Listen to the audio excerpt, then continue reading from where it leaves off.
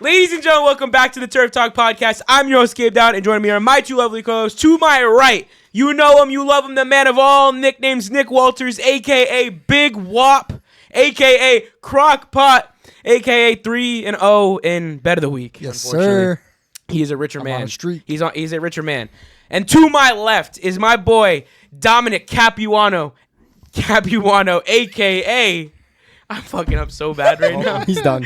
Tommy, You're done. Salami, dude. Yep. I'm like, I don't know. You guys, you We're screwed me up. washed. I want to be honest with the viewers. This is the second intro because when I was ready to go and I had the football in hand and all the energy was ready to be flowed through the mic and into the camera, this man Yes, sir. had to interrupt me. You know, I did. Well, And Gabe you know what? is I do only- it every single week. Gabe is only for the viewers. I'm for the listeners. I got you. I said through the mic and the lens. No, No, you said for the No. viewers. I'm here for the listeners. yeah, because you're old school. Yep. Mr. Metallica at halftime. Yep. That's my camera doing the recording. Okay, boys. Well, like I said, this is how we do it from now on. So how we doing? Let's do a Tuesday check-in before the pod, Okay. unsports related, like a debrief, a little therapy session. Three boys. How we doing, Dom? Let's start with you. Light week of school. I finished up about 50 million tests last week, so I got a light week this week. So I've been playing. I don't know if you guys are into video games, but some Dead Space. Couldn't tell you. Nope. Couldn't tell you. Nah. Never heard of it. This is like earlier when you were talking about Yu-Gi-Oh. I got no clue. I play Madden and Yu-Gi-Oh college is- football and NBA 2K. I play and that neither. is I it. got no time. Yu-Gi-Oh is the most goated card game ever. Ooh, speaking of video games, Dom, perfect. A Madden tournament for the YouTube and socials. How do we feel? I mean, you guys suck on Xbox. We'll figure something out. I suck on any console, but I'm down. I'm good with a PlayStation controller. Like I cook with a PlayStation controller. Is there any way we can We get a gotta, like- PlayStation controller to hook we to an gotta Xbox? become like friends on PlayStation. I Off wanna camera. Play. Yeah, I Yo, wanna producers, play. Jordan, I don't Jordan. have- I Can don't we have get a online, PlayStation though. controller? You didn't We can buy make it work. You didn't Dom, buy there's a it chance online? we can get a PlayStation controller hooked to the Xbox. We can get it going. As long as the Okay. buttons correspond to what's on the screen, then We just said we're going to try and see if we can get the controller to Okay. just work for you. yeah, So other than that, light week of school, we're doing good, Dom? absolutely. That's all? That's the word of the day for you? Word of the day. For Nothing me. else? No good food? No good memories? Nothing popped up in your day? Not yet. It's been a week, man. Come on. Nothing else? School. All right, Work. school, work. That's Work. it. All right, Nick, please tell me you got something more exciting. Yeah, You usually so do. thank you. I like to think my life's pretty It interesting. is pretty interesting. So yeah, I've been pretty much the same as Dom, going to school, going to work. Way to let We're me down. three This is interesting my guys. second or third to last episode. Yeah, before my, you ship off to hiatus. Norway. Yeah, unfortunately. Well, So fortunately, but it's gonna be a sad week or so. Two weeks. I'll I like might it. call in though. We're gonna try. We're gonna trying. try We to need to get that something. going. Yeah, we need to get that going. So There's gonna be a third face, a face that's been here before. Talia will be making her comeback, if not 2 episodes. To give maybe we'll see where she's come from last summer. See maybe if there's more knowledge. I mean, she's dabbled in the fantasy world, so maybe we've taught her a thing or two. You can't see her on camera, but she is here in the set. So she will be making her return. And Nick, if we can get you to call in while Talia's also filling in your seat, that's 4 personalities, and I think it'd be great. that's the first time It we will be. have ever It done will that. be awesome. It will be awesome. As for me, yeah, I mean, I talked all that shit, and here I am, school and work and working out. Other than that, actually, I made a financial decision yesterday. Not a good decision. Uh-oh. Oh God. Actually, yeah, I just almost had. You forgot what it was? I was at a recreation moment from AJ the Brown. video. AJ Brown. For those of you who don't know, watch the Go watch it. compilation. Go watch it. It's the Up on 1-year YouTube. anniversary compilation on our YouTube. It did well. It's Go watch it. hilarious. It's awesome. It's hilarious. You literally see the transformation both physically and audibly of all 3 of us and me right here in the middle. But I decided to buy gym wraps last night. If you ever power lifted, they go around your wrist, they wrap around the bar to help you. If your grip strength slips, you got some support in the wrist and you're not using your forearms to work your chest, back, tris, and shoulders. So I was like, I need to get those because I'm getting to the point now where I'm realizing my grip strength's failing me. And I need to get toned, guys. I got a goal in mind. And they don't make it for me to wear the Apple Watch where I can still track my calories, my heart rate, and the workout itself. So I found one company. Well, the Broncos were getting their ass whipped on Sunday, for the first 3 quarters at least, called Protect. They've got 15,000 verified lifters who bought from them. Can't find one single goddamn video. The one video is Flossie Carter. If you know him, you know him. He's an unboxer guy. But anyways, did your mic just fall? Nope. I just karate chopped it. I watched the video and I decided, this is the wrap for me. I wanted the lifting and the pushing wrap. I go to add it to the cart, $140. Whoa. For nylon straps. Get some athletic tape, bro. $140 damn for athletic tape. You got me screwed up now. For wraps. And then I paid an additional $10 for economy shipping. Yeah, I realized after I selected economy and clicked checkout that I'm still waiting. God knows how long. It didn't give me an estimation date. So why did I pay for extra shipping? I couldn't tell you. I did not pay for that like an adult. $140 50 for after gym shipping. wraps. Yo, yeah, yo. It's insane. Gabe, Well, you got scammed, my body. Oh, I my did. I friend. know I did. But let me tell you, if the wraps come in, when they come in, let me put that in the universe. When they come in, if they're great, There's no wrap in the world worth $150. just The hold on, wait, moral- hold on, no, wait. no. We might have listeners. You want to direct to the listeners. We may have listeners who are gym rats like me. The moral of the story is shop on Temu. There's no other DH secondary. Gate. No, I looked. There's no other secondary brand that makes it for this. Maybe that's what we got to do. So Maybe we got to make gym wraps that aren't super expensive that go around the Turf Talk watch gym because wraps. Protect hasn't done it at a reasonable price. But what I was getting at is for those of you listeners who are gym rats, maybe when I get the product that I wasted my money on, if they go great, I'll shoot them an email out since I filled out their survey and said the reason that I was skeptical to pay this money was lack of like videos made on their product. Maybe that can be our first thing. Gym wraps for Turf Talk for our listeners that are gym rats. You never know. People might be in the same market I'm looking for. You're an Apple Watch wearer. Is it on? Yeah, it's right there. I always have this Nick, thing on. you said you wear it to school only, right? Yeah. Yeah. So I mean, you wouldn't wear it in the gym, but I'm just saying there are people that we can target and market. I mean, hell, I was one of them. There's Why? gotta be more out there? Why would you only wear it to I know. I school? thought the same thing. The money that these cost, I mean, it's so efficient. Dom actually talked me into getting this, and our producer Jordan, and it is one of the best things I ever gotten. Best thing I ever got. It literally does everything I need. Like, Music, text messages, workouts, Oh, yeah. all of it, Yeah. everything. I know it listens to all my conversations, but I don't care. So I is mean, your phone. Guess Yeah, what? Exactly. It's what marketed me to Protect on some stupid ad on Instagram. Really, Yeah. led me to YouTube to But find it. one But yeah. more enough. one more piece of small talk before the football. Today, So there was more to your life. yeah. So today, I did mention I had less homework this week than I normally do. So I had some free time during a block period today. Oh my god, I think I know you're about to talk about. Is the video you sent to us in the group chat? If not, you need to talk about that too. The statue you found. I'll get to that. Yeah, you need to go. You need to Okay. do that. Okay. So the first piece.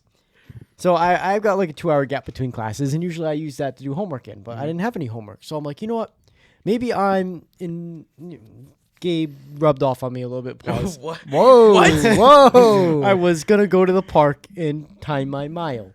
I was going Oh, to. you mean run? Go run. Yeah, I was gonna go You need run to, because you I need had to some free approach time. that better. Damn, this was my running buddy, and he's too good now. And the rain. Anyways, The rain. You told and me the you weren't haircut. going to go because of the rain. I was like, oh, you can run in the rain. You're like, no. Okay, let's go tomorrow. Me and you. it's supposed I to rain can't like 2 tomorrow. inches. How about let's go in the rain? Thursday I can. There's no rain on Thursday. Let's go. Yeah, let's go Thursday then. Okay. All right, good. Continue. Anyways, I said fuck no. I got some fish sticks and I sat my fat happy ass down in the cafeteria and I ate some fish sticks. That is a lot better than running a mile. I know it is. You're such It a is, lazy. serious. But anyways, so my next athletic So I didn't decision rub off on of the day. No, yes you did. I decided okay. to take a walk you. Okay, that's better than nothing. around Walk like off them fish sticks. 5 o'clock. It was exactly. I got to burn some calories before I went to Fish sticks are Burger King. disgusting. They are. They're I'm so a little good. disappointed in your They're choice so of food, good. considering I'm a former fat guy. They are so good. But, So many options. As a current fat guy, I'm disappointed in your So choice many of food. options. But so there must have been some sort of competition going on with like the world's best scarecrow. Whatever imbecile, Whoa. whatever unmindly terrible individual. Do you even know where you're going with this? Where are you going? I'm not following. I'm so confused. Do you know where he's going? I have no clue where he's So going. I sent the video. Oh, we're on the video now. We're on the Oh, video. Oh, okay. I sent the video. You brought it up. Yeah, You don't like- even remember. Now it's clicking. It makes Oh sense. my god. So there must have been some sort of scarecrow competition. So If you're a there's all Swifty, these, click like- off now. If you are a Swifty, click off now. Well, way to spoil it. But basically, there was a Taylor Swift. It'll Memorial-esque. pop up. It'll pop up somewhere on your screen around here. Jordan put it in the video. You gotta send it to him first. Hey, I we'll do will. that. I That's will. the post Yeah. magic, brother. Yeah. We're not gonna just send it to him right Somebody now. I could, decided actually. they wanted to use their time to make a Taylor Swift scarecrow. And when I tell you, I had the urge. It looked more like a shrine than anything else. Yeah. Yeah, had like a- because Came off there was more like a whole creepy. background to it. No, at and- first it looked like a tombstone. Well, it probably was. But it Yeah, looked it's very, very Halloween. shrinish and creepy. I was almost like, what are they? Yeah. like, And she was. you praying on her? Like, what are you The doing? scarecrow was wearing Taylor Swift's merch. It was just bizarre. It was It- bizarre. it And the wig was made it weird. scary. Yeah. And as a person who watches NFL and am forced to see her every time I watch the Chiefs, Now in your free time that's non-sports related. and now I have to see her again. No. I hope Swifties comment. I'm making this a clip. I hope No. Swifties comment on this and come at your ass. Please, if you like That would Taylor be some Swift, good entertainment for us. please Come at him. Come at him. me. Because Give him Taylor your best Swift line. is terrible. Give him your best line. I Swifties. cannot wait until she comes back and releases Hey, another they always album. bring the money and they bring the views. So come on, come at Dom. Please do it. I can't Please wait do till it. she releases another album about Travis Kelce when they This break up last and one This was more one- bad. No, but this one's doing great numbers. So I mean, you can't even talk Is shit. it? Yeah, People I were mean, hating. Talia, Even I'm her sure. Have you fans listened to hated any of it? Little? Has it been good so far? My mom loved it. It is. You see, A that's lot what- of her fans hated it. Really, Yeah, I see. I I thought the heard last album negative. before this one was mid because it wasn't Taylor. I heard a feeling. mix of both. I'm gonna be honest. I haven't listened to any of it yet. I'll be honest. I will I never don't like listen. Taylor I Swift, can't speak so I on it. don't. I'm not in dire. I gotta get to it. I've got way more on my You're a plate. but Swiftie. I was a Swiftie as a kid. Yeah, her country music used to put me to sleep when I was sad or cry when I was a kid. My mom would put it on. My ass was out like a light, especially in the enough. airport. In the airport, man, Fair that was enough. that and Ban Perry. I can't remember the name of the song. Frick. Something about like lay me down in a river when I die or something. You know the song I'm talking about. What song is it? Die when I'm die. If I die young, that song. Oh, yeah. yeah. Bangers. But that is our debrief. Now on to some football Yeah. news. Finally, Yep. Oh, if we have to. I If we guess. have to. former NFL safety Caden Stearns has The announced his GOAT. retirement from the league only at 25 years old, and he has not played a snap since 2023. The unfortunate part is, and if you can't tell by Nick just saying what he said, he's a former Bronco. The unfortunate part about this is the last time he played, it was due to an injury. And it sucks that he never capitalized because we thought, and all of Broncos country thought, this was Justin Simmons' replacement or K-Jack's replacement because he showed those flashes. You know, former did. Texas Longhorn. I mean, he showed that he had Hook 'em. he had that NFL willpower to be a did. great. And then injuries caught up to him. Front office had a change of scenery and direction, and he didn't fit those plans, unfortunately. And me and you were not happy at all when we No. moved on from him because we thought he was the future. So now seeing at 25, him eventually or finally accept that it's basically over. It's We gotta over. call it quits. That's what kills me is that his last playing time was off of an injury. Yeah. And since then, has not gotten a chance on another team to prove it because he's got the capabilities to play good ball. Yeah. But, I'm assuming that he would do this and make the decision because he has the resources to go on and do more and be purposeful, meaningful, and I hope that whatever career he is going on to next, he's just as successful as he was in the first two seasons when he was with the Broncos. Yeah. Yeah. But I wish the best for Caden Stearns. Next up, we have the Commanders are signing free agent wide receiver Traylon Burks to the practice squad. You should have been a Bronco. Sean, George, What are you Walton, doing? Penner family. Why did you let him leave You let without him a leave? contract? I'm about to reference the 1 year video. Nick, I don't know if you remember what you said in that video. It was a very quick little bit that Dom put in there, but I we didn't sit remember. on it. Can you repeat it or do you not want him to repeat it? Repeat it. Repeat it. They should have chained him up in the basement until he decided to Sign sign that with the contract. Broncos. Pen to paper, baby. I want you in the orange and blue. Put him in the 84. Put him whatever available number there is. I don't care. Do not let him walk away. Unless we're working on a little trade for someone good. That I'm into. I'm open to. AJ Brown, But at least something. Oh, you God, are a forget me. Bronco. The Broncos ever Or get that aggressive- Jalen Waddle. You are a Bronco. Or Chris Olave. You are a Bronco. Man, there's three potentials out there. We're coming. I want them all.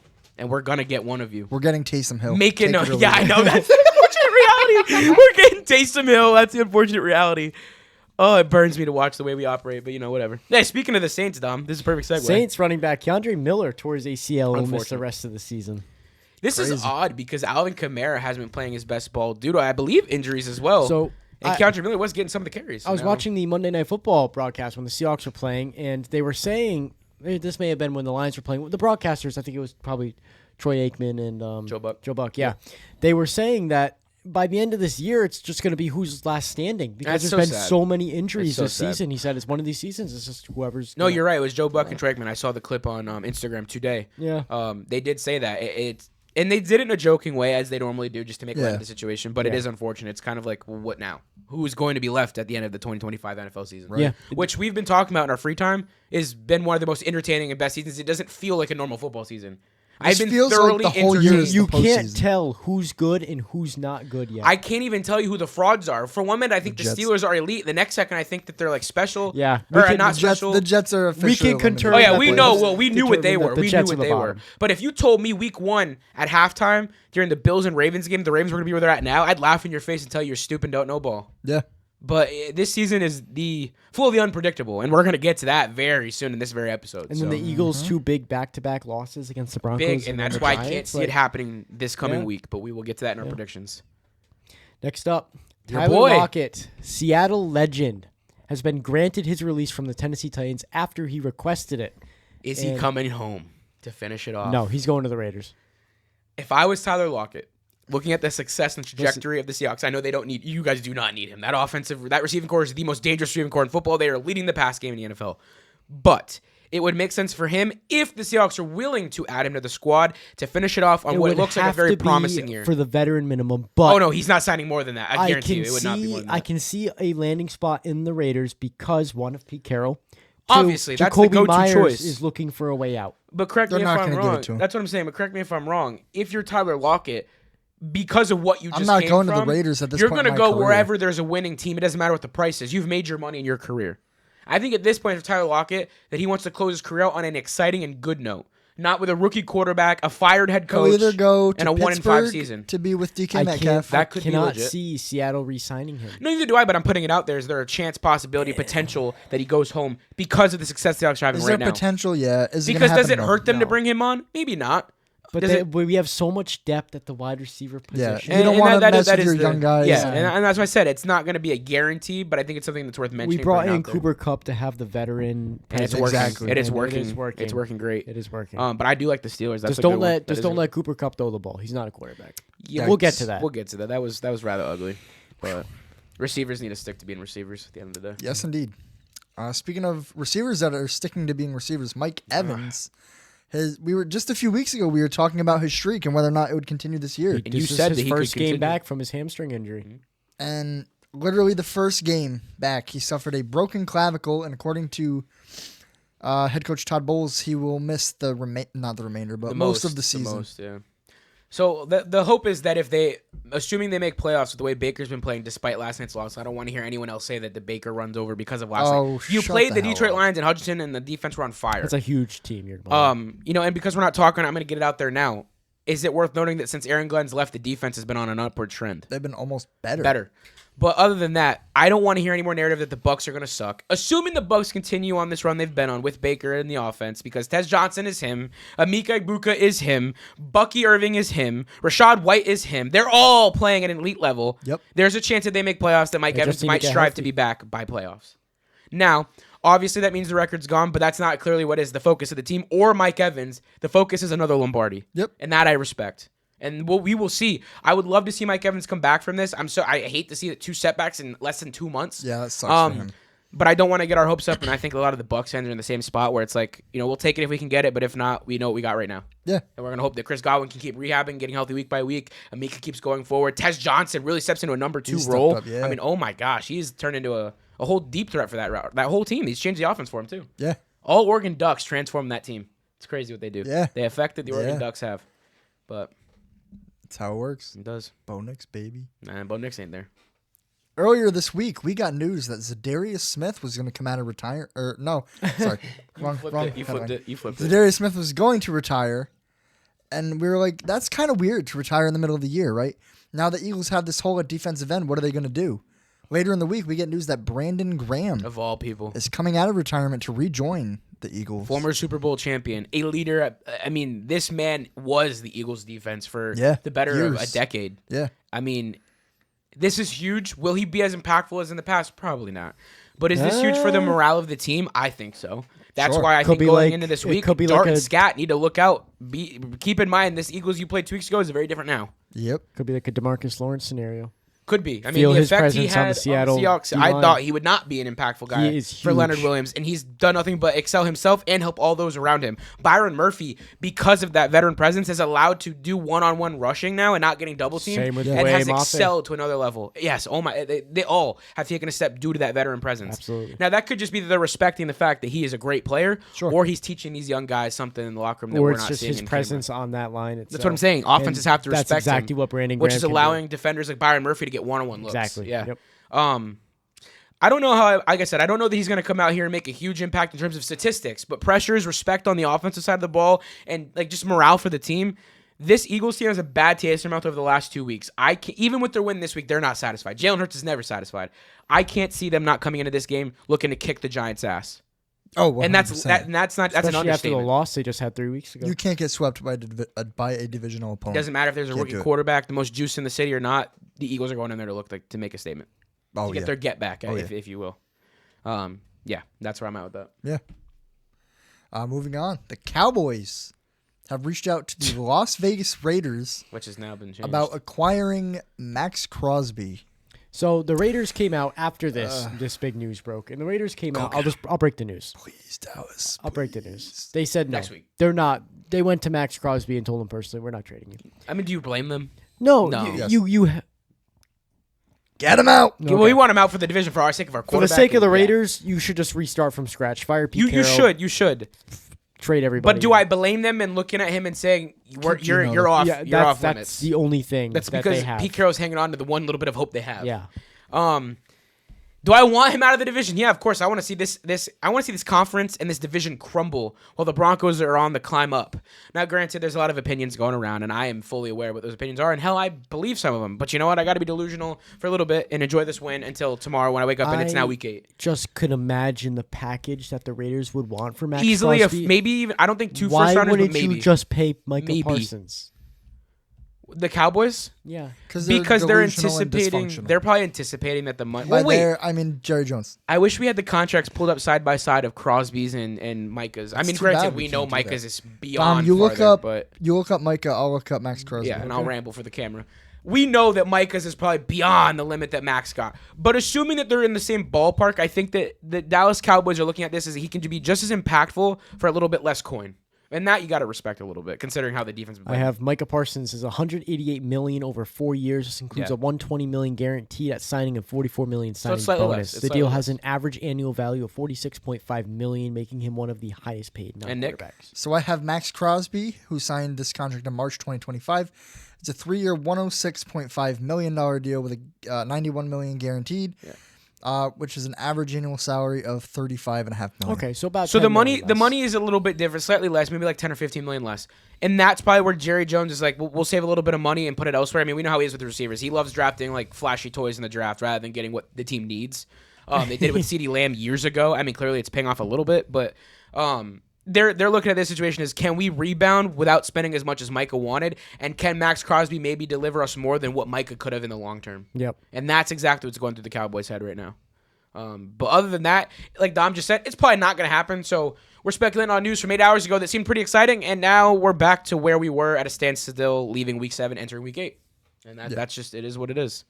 Now, Nick, I gave you this piece of news because I knew you would love every little bit of it. And it The seems like Instagram you were story preparing ramble. yourself right now. I have the quote on here for you too, but you already pulled it up, so go This is a for it. different one. Is it a different one? Oh, This shoot. is Sean Payton's quote. Hey, read it. Go for it. So, earlier today, I have both. we Either got some news of some old beef coming back. Sean Payton and Russell Wilson are beefing on social media. gotta love it. I love it, my keyboard warriors. So this all started with Sean Payton, admittedly. I respect it, though. During his post-game interview after defeating Russell Wilson's New York Giants, he said, quote, "They found a little spark with that quarterback. I was talking to John Mara not too long ago, and I said we were hoping that change would have happened long after our game." Insinuating what? The change of quarterbacks in Russell Wilson to Jackson Dart. He wanted to play Russ. He is what wanted to play do. Russ. Yeah. Which, why wouldn't you? That was smooth, Gabe. That looks like a Russell Wilson play right there. It's gone. For those of you listening, Gabe dropped the football that he uses to fidget with. So everything was kind of quiet after that. Yesterday nothing came out. Nobody said anything. Everybody kind of forgot about it. But today, But wait, there's more. Russell Wilson came out on Twitter, my favorite keyboard warrior quarterback that won't say it to anybody's face. Quote, "Classless, ... but not surprised, ... Still bounty hunting 15 plus years later through the media. Hashtag let's ride." Russell Wilson. No, Yeah. Like, buddy. I'll let you Let me pull up my personal Instagram story and read you guys what I wrote when I saw did you this. see this first, Dom? Were you I aware did, of this? yes, I yeah, did I was see gonna this. say. So I wrote, I'm in class when this was all broke. "You cannot be talking. You were one of the highest paid players in history, and you did absolutely nothing through 2 years. Understatement. Now you're sitting on the bench, losing, and still running your mouth. The jokes write themselves." Classless. Also, but expected. Also, I'd love to throw in there. Notice how when the camera's thrown to the sideline of Jackson Dart getting ready for each drive, or hell, Yeah, guess who's being not sitting taught- next to him? being taught in each drive, you're never in the shot. You're never the mentor he speaks of. Yet No. he speaks about Jameis. We see Jameis with him. We always see Dart and Jameis. Russell, I do love you as a guy. I love what you did in the past for Seattle Seahawks. I have no can't- respect for you anymore. I can't not idolize or None. understand that you were a great player at that time and place. But going off of your time and your tenure with the Denver Broncos through the Pittsburgh Steelers and the New York Giants, you have absolutely no room to speak on any behalf of a coach. You have ultimately put Sean Payton, and I hate to even say this. I hate to say this because he does deserve a lot of the burden for the struggles we have in offense. You, I think, have built so much question in Sean Payton and his ability to call plays that we're watching affect other players and a whole new roster. I mean, the effect, no, because I went back, I'm not going to lie, after I watched this tweet today, looked at this tweet today, I went back and I watched Russell Wilson I went type back it. and I watched Russell, what? You watched Russell Wilson type it. I went and helped him out. I went and watched Russell Wilson's all of his highlights from the so Denver sorry. Broncos. What highlights? from the only 2-minute video. only the year with Sean Payton. Even then, the playbook you see there, and the playbook, and I know you're gonna say that He Bo had Nix, Russ on a leash. You're gonna say that Bo Nix and Russ are very different quarterbacks. Whatever, say what you No. gotta say. No, Gabe. Sean Payton's confidence. You can stop me after this, but Sean Payton's confidence looks so different. There's like a ripple effect in what it did to teams. And the only guy that went up to Russ after the game was not Garrett Bowles, who loves him, but Cortland Sutton. His receiver. Yeah. I'm sorry, Russ. The fact I you even mean- had to go on Twitter and says it just means that neither of you are as big of a guy. You and Sean should just cut it out. It was a failed marriage. It never worked. Stop doing it. Speaking both of of you have his failed on your offensive own line- respective ends. See, His offensive line never picked him up after he got agree sacked. with part of what you said. wouldn't help him but, up. But listen, I was gonna say, you I'll hear look at last year when Bo Nix rookie season, he had very high deep ball percentage plays, very explosive plays. You look at the playbook now this year; it's much more reserved, much more laid back, much leash. less, and it's It's a leash. almost like That he's gotten is in his not- head now. No, that is not a fact of Russell Wilson. If Russell Wilson had that impact, we would have seen it last year. We watched Sean Payton. No, because when let he was your Bo rookie, you Nix had play. nothing to lose. If he fails, he fails. He's a rookie. Now Sean So- Payton so went out why- to the media why and is said that this he's got part a good from Russell quarterback Wilson? because he went to the playoffs in his first ever season, had one of the greatest rookie seasons we've ever seen after what CJ Stroud put up the year prior. And now you have to back it up. So what is he doing? He's coaching his way out of a hole that he created in the offseason. And I will say that is Sean's fault. You should not have said you had a Super Bowl ready quarterback. You should not have said he's going to be one of the greats in 5 years after what we're seeing. Because historically, he has some of the worst pass percentages between the first and third quarter and on first and second down. Or between pass intervals between 10 and 25 yards, which is pretty fucking I'm pathetic. sorry, but when you guys are playing But the Giants and you the throw a Sean screen Payton- 50 times a thing, that and is there's nothing no doubt to do about with it. Bo Nix. But the Sean that is Payton, all coaching. But the All Sean coaching. Payton of the Saints, the Sean Payton of when we first got him with Russ, and the Sean Payton of last year with Bo are all very different characters. Yes. And I look at the Sean when he was with Russ, and in the very beginning, we saw the ballsy New Orleans Saints Sean Payton with the what did he start off the game with against the Raiders in his first year? The onside kick. And then he had all the ballsy calls against the Bills with Russ, and all these calls. Then towards the end of the season, you see it slip and slip. Then Russ is benched. We get Bo Nix. He's got to immediately let loose again. We got to understand we have a young quarterback. You got to let him fail and fall flat on his face in order to figure out what we have to fix. He goes and does wonderful wonders for this team. Now in the offseason, you think, well, we got him. We got to say it. And then you went out there and said it on Kay Adams' show. And then you realize, well, wait. Just like every other quarterback, they all have their weaknesses. And now I see a different Sean Payton yet again, and I root that from the struggles he had with Russ, and then the ultimate success out of nowhere with a rookie quarterback. This is nothing. There's so much question This is in what his nothing play calling but ability is an now because of issue it. on Sean Payton's side. No, because Russ is living rent-free in Payton Sean's is head still. That's coaching what that himself. comment said to me. No. Can you disagree with that? Do you disagree with that? Russ is living rent-free in Sean's Okay, head no, still. I don't disagree with that, but I do disagree with the impact that it's having. Russ's impact now is so insignificant when you have a brand new still paying roster for him. with a rookie quarterback. That has nothing to do with your play calls, especially looking at last year when you guys did so good through the air and Bo Nix played so phenomenally.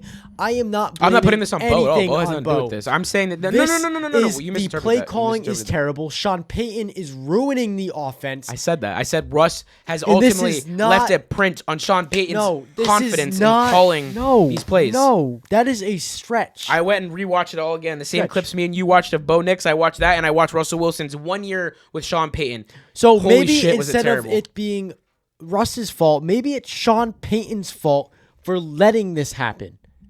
He tried to pick up the pieces. What do you mean? He didn't let Russ. He didn't pick Pick Russ. up the pieces. He picked it up great last year. The Broncos saw the playoffs for the first time in 9 years.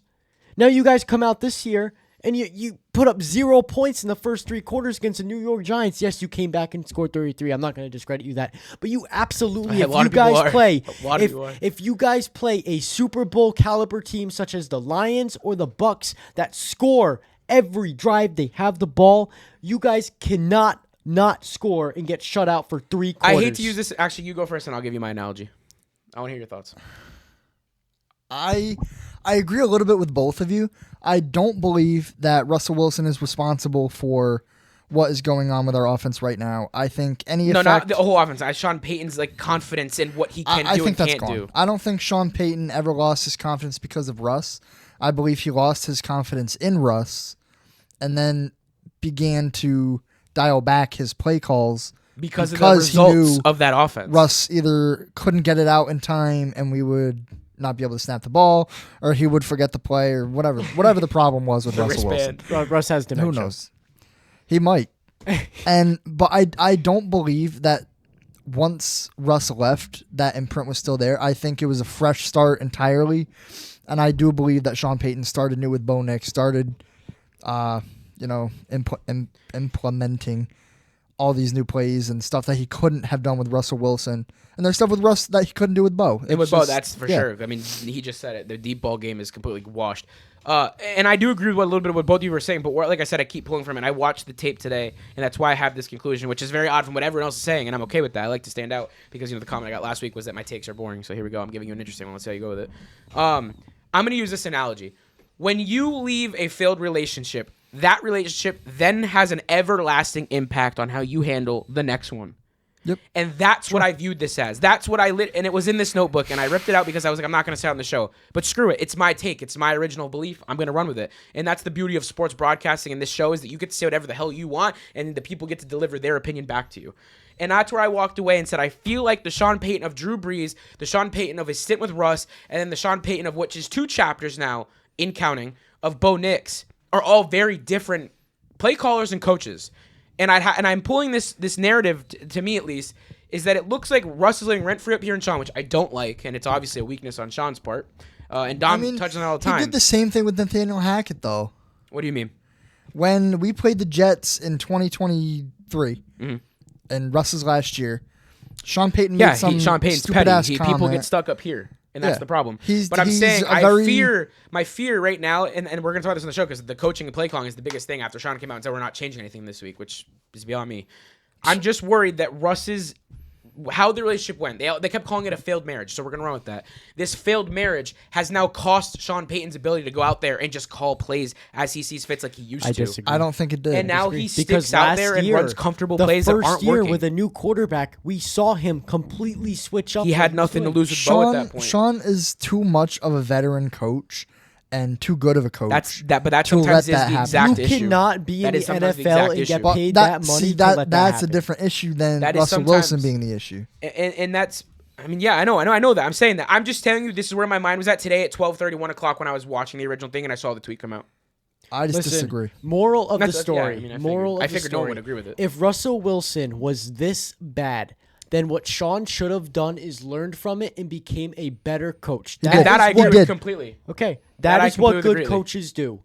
He did. They don't get stuck in the past and they don't rely on something. I do think right now he's a little bit. Do you agree with that? I do think a little bit because when else he would have made that stupid comment? Why even make it? Just say that Dart was more than you expected. Well, I mean, they got a spark. You don't need to even put out there that you spoke to the Giants. What he should have done is talked about how his offense couldn't get anything going for 3 quarters. And that's my problem right there. Is because that you're dwelling him. On an issue that's not relevant. Worry about yourself. I, as an outside person who doesn't give a fuck about the Broncos, sorry guys, I don't care about the Broncos. Respectfully, I agree. I watched them throw a screen. Take that damn shirt off. I watched them throw a screen at least 3 times every single first down series. You would throw a screen over and over. Bo has this arm. Let him use it. He shows. He has legs. You guys he has legs. finally let have him use the goddamn legs. Run game. You finally have a run game. Play action. Run play action. You don't run play action. J.K. Dobbins averaged like 5 yards a carry. Exactly. He rushed for 80 yards, and you'd never know that defense is gonna stack the box. Imagine if they stack the box. carries. Go over the top. I wonder how it's like instead of just drop back. back screen, play action pass over the top. Get Cortland Sutton involved. Get some more receivers in the game. It's just So in short, ridiculous. and specific to this tweet, at first glance, I was pissed. I hated that Russ even said this. But like I said, Sean Payton, you're letting the guy live rent free in your head, and at the end of the day, why are we even speaking on it? There's a lot greater issues that need to be talked about. I mean, you said Monday morning was going to be rough for all the Broncos. Like, despite the win, it's going to suck for the players. And that's the one good thing you said. But then we have to deal with this bullshit. Yeah. And I think that's where we're all at right now. I mean, Dom's touched on it completely. There's a lot greater issues that you need to be worrying about than playing Russell Wilson as many times as you can before you're done playing and coaching. But, I guess we'll move on to that. Another Bronc-related subject. I'm sorry, Dom, as you don't, give a fuck. Dre Greenlaw was suspended for charging Brad Allen, the ref, and he appealed this said suspension, but was notified that it was upheld, and he will be suspended for 1 game following with the Dallas Cowboys game. Now, I want to say this. He's wearing the jersey. Nick, you initially came out and agreed with a lot of other people is you can't do that. No, I agree with it. Let's give the context to it. I hadn't seen the video yet. I was going to say, let's give the context to it because then your opinion changes very quickly. When you kick a game-winning field goal at this historical comeback, what are you going to do with your players? You're going to celebrate. You're going to celebrate and jump on top absolutely, of each other. I mean, what do we do after every playoff game we won? It's Yeah, morale. exactly. The ref happened to be in the middle of this group. This is after a game has happened. The ref should obviously be aware that when the players are jumping around, there is no intent to harm that said official. They don't give a shit about the There ref. is They probably no didn't even realize he was there. intent. Exactly. Brad Allen shoves Justin Strnad. And Greenlaw. and there is no, Justin Strnad was about to run into him. He was just scared of He was all going the to big jump in football the pile players. with the kicker. Shut the hell up, with dude. Will Lutz. He stepped into that push. And Dre Greenlaw saw that. And like any good teammate, any good brother, and any good friend would do, and I hate using the word charge, but he did. He charged He it, didn't Brad charge. Allen. He just and he had lightly some choice jogged words. after him. Do we know what those words are? Not No, yet. but we can assume they were threatening words, which, yes, I Good. guess is uncalled for. No. But I disagree. I think that you had every right to do what you did when you see your brother get shoved by an official after a game when you just kicked a game-winning field goal Where the and refs, came back and scored 33 in one including quarter. Brad Allen specifically, tried to screw us time after time after time after time. I don't have the. Hold on, keep talking because there was a screenshot I had where he had 3 missed calls in this game, or 3 calls in this game that I posted it on my story. Yeah. Fire I mean, Brad it's- Allen, the big headline. Yeah, I posted that too. It is absolutely absurd that referees can basically just do whatever they want and have zero repercussions. They can shove players on the field, make bullshit calls that everybody can blatantly see are false, and nothing ever happens, and everybody bitches at the players for calling them out on it. So mind you, Brad Allen has already had issues in the past in the postseason. Was not allowed to He coach got suspended. the ref this past postseason. So here is the report from this Broncos and Giants game alone this past Sunday. On Sunday, Brad Allen and his crew gave the Giants 7 first down via penalties, called an egregious pass interference that nearly cost the Broncos the game, wrongly called Patrick Surtain II offsides, consistently ignored Jermaine Illuminor's false starts, shoved Justin And Strnad, holding. and got Dre Greenlaw suspended for a game. Mind you, in the first quarter, That's one 8 game. offensive holding calls uncalled. Unlooked at, uninvestigated, when you had You're Nick standing Benito, right there. Jonathan Cooper, and Zach Allen, who multiple times a game on the broadcast on TV, We were pointing at it, Gabe and I, who during the kept game. pulling the refs aside and kept saying, I'm getting tugged on, they're holding. And in the final drive of the game for Jackson Dart, that got them before the PI call. Holding, and there was holding on the PI call. Yes. That's the worst part. That is the worst part. There's a screenshot. I forget who the receiver was now. It might have been Wan'Dale Robinson.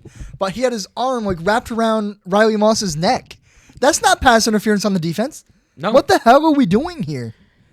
Dom, I know you hate the refs, but I need to hear your opinion just so you can land a little harder than we did. Or maybe disagree. I don't know what you're about to do. I mean, He hates refs, so hopefully he's on our side. I hope you're on our side because fuck Especially Brad after Allen. what happened in Seattle. I'm going to wait for the Seattle game to tell you how much I hate refs. I'll leave it at that. Fair enough. Ooh, so it's going to get worse, I hope? Oh, it is. Oh, Much let's go. worse. Much So worse. can you say it with me? Fuck Brad Allen. 3, 2, 1. Fuck Brad Allen. You're fired, bitch. You better be fired. Justice for Asshole. Dre.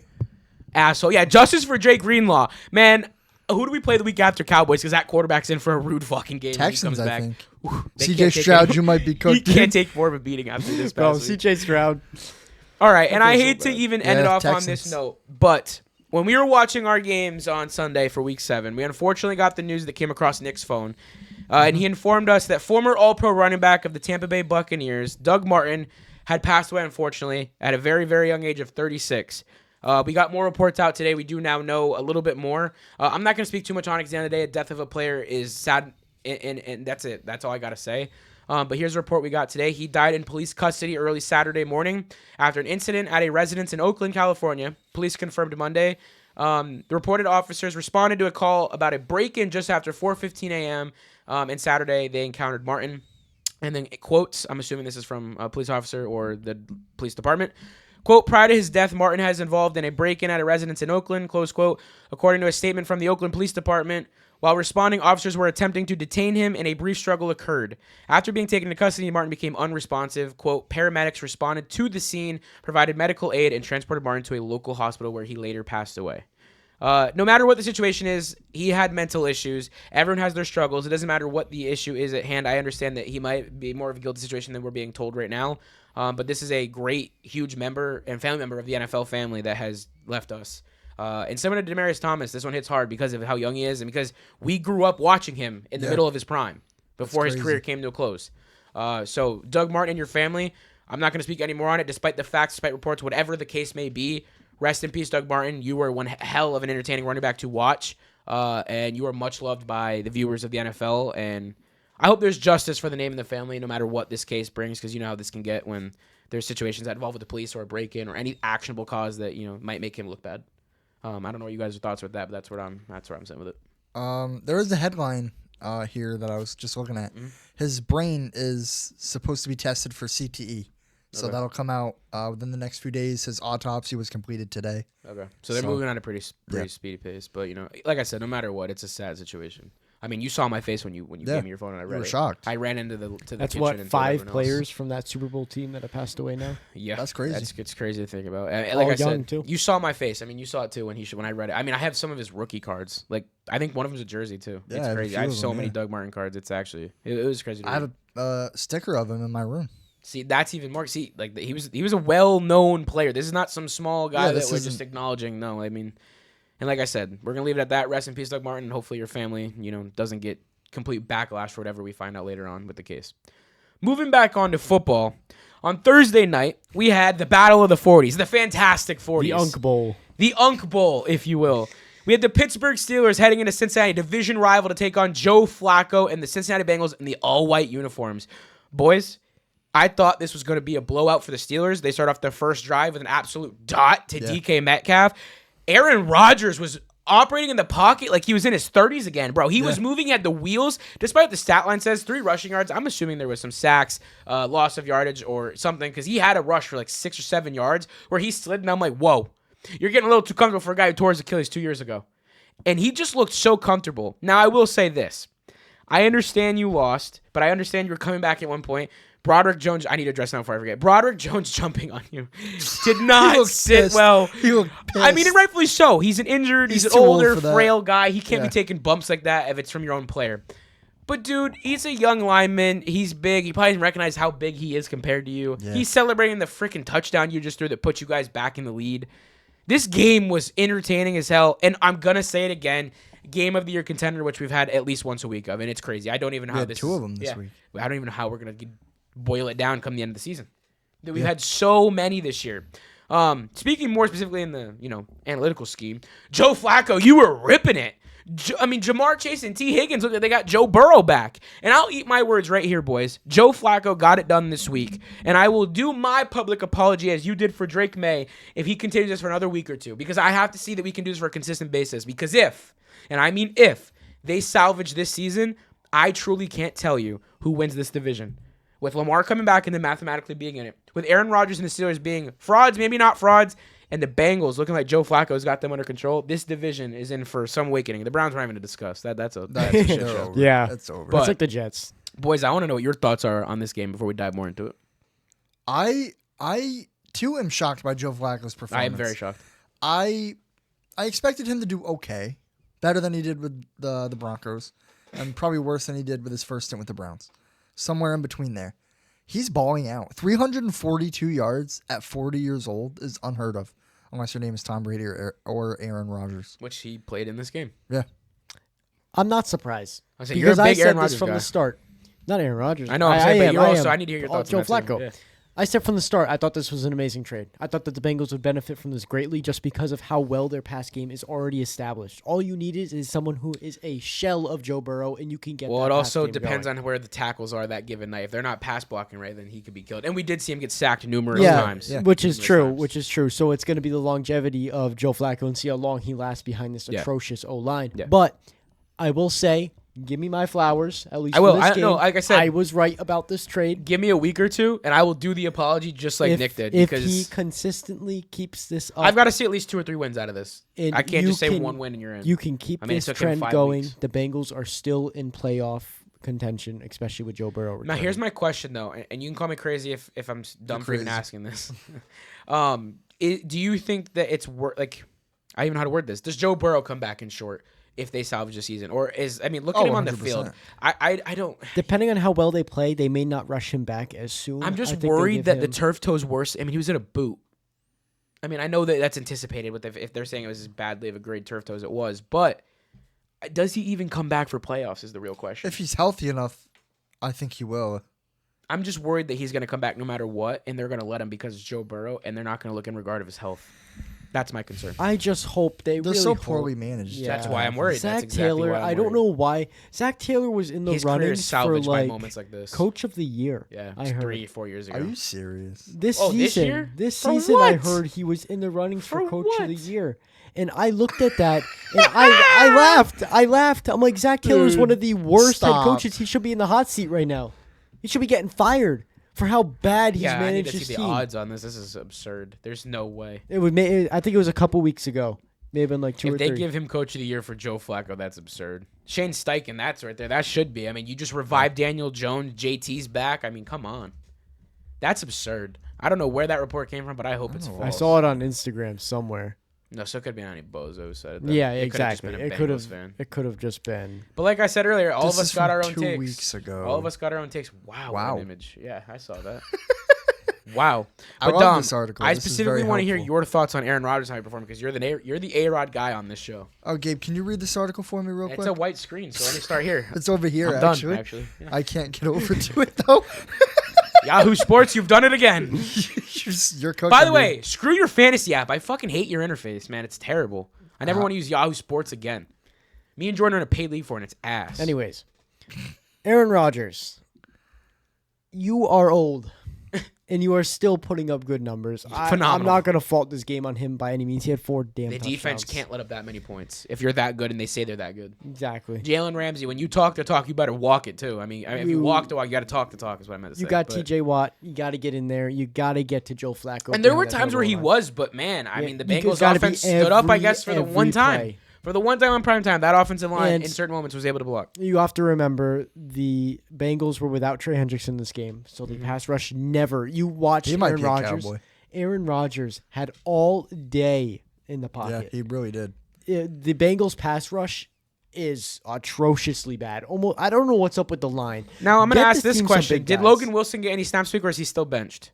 Because that's made a another big thing. play. He did. Okay. Yes. So I don't know what the snap I count think he is. So got I'm a going to be pick, careful didn't with how I skirt around this. If he did good on him, I'm going to be careful how I skirt around this. But considering that he was benched, who was their lead, like the signal caller of the defense, basically, Logan Wilson was benched a few weeks back. I don't know if you're aware of this, Dom. Yes. So to have your best player benched on your defense outside of Trey Hendrickson, He didn't have obviously. a Yeah. pick. Yeah. But did he start? Did he have like? He had 4 tackles.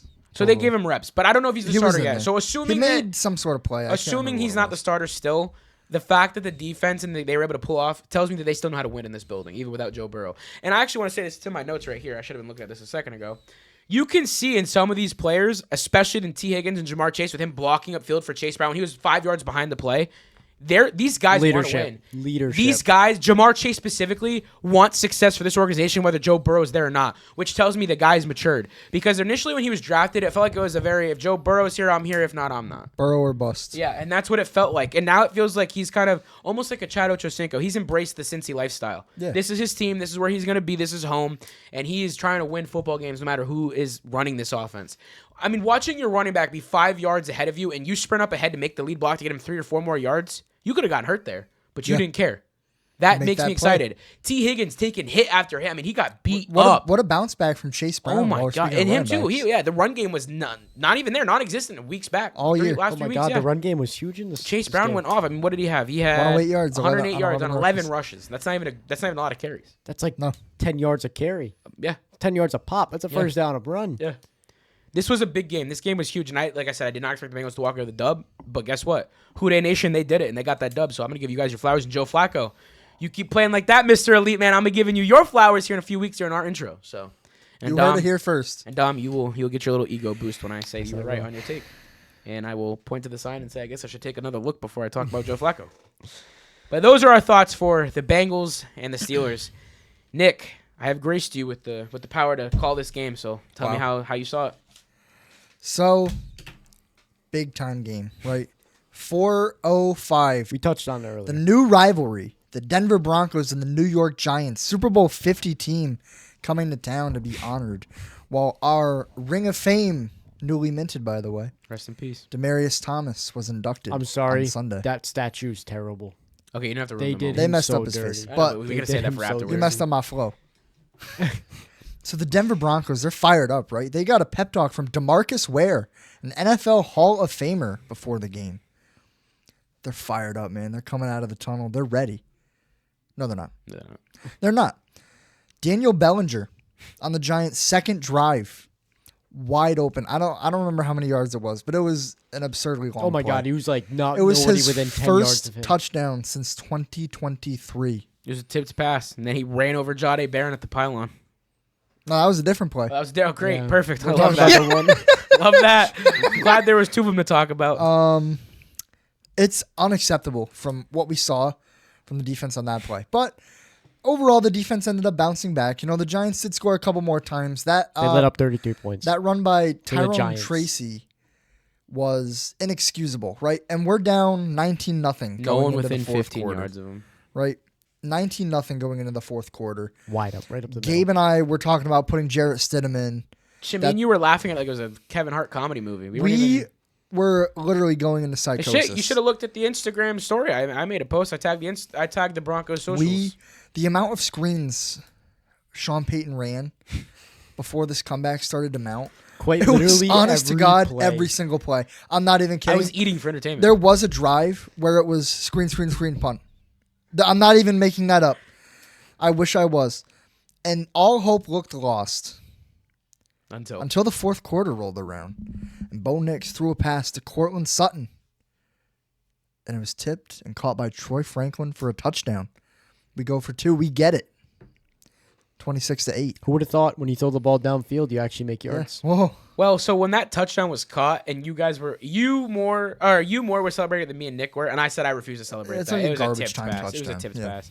Mr. Optimistic over here was right the entire time. He the was. whole way through. I made a bet with him and I lost. right away within minutes. It wasn't even that long. I'm getting best $5 I've ever spent. You told me the final score was going to be what? 23 At to the like time, it was 32-26. Giants had just scored. Jackson Dart had just gotten his 1 yard line touchdown because of a bullshit phantom pass interference call from none other than Brad Allen himself. And I bet Dom that the score would stay the same. And sure enough, Bo Nix with a world famous Bover throw, Both. which ended up right in the hands of Marvin Mims for a big time first down to get us into field goal range. Where So, is that in the first half? Let's address the elephant in the room. I want here. you to talk before I go in. I give you guys the floor. Let's address the elephant here.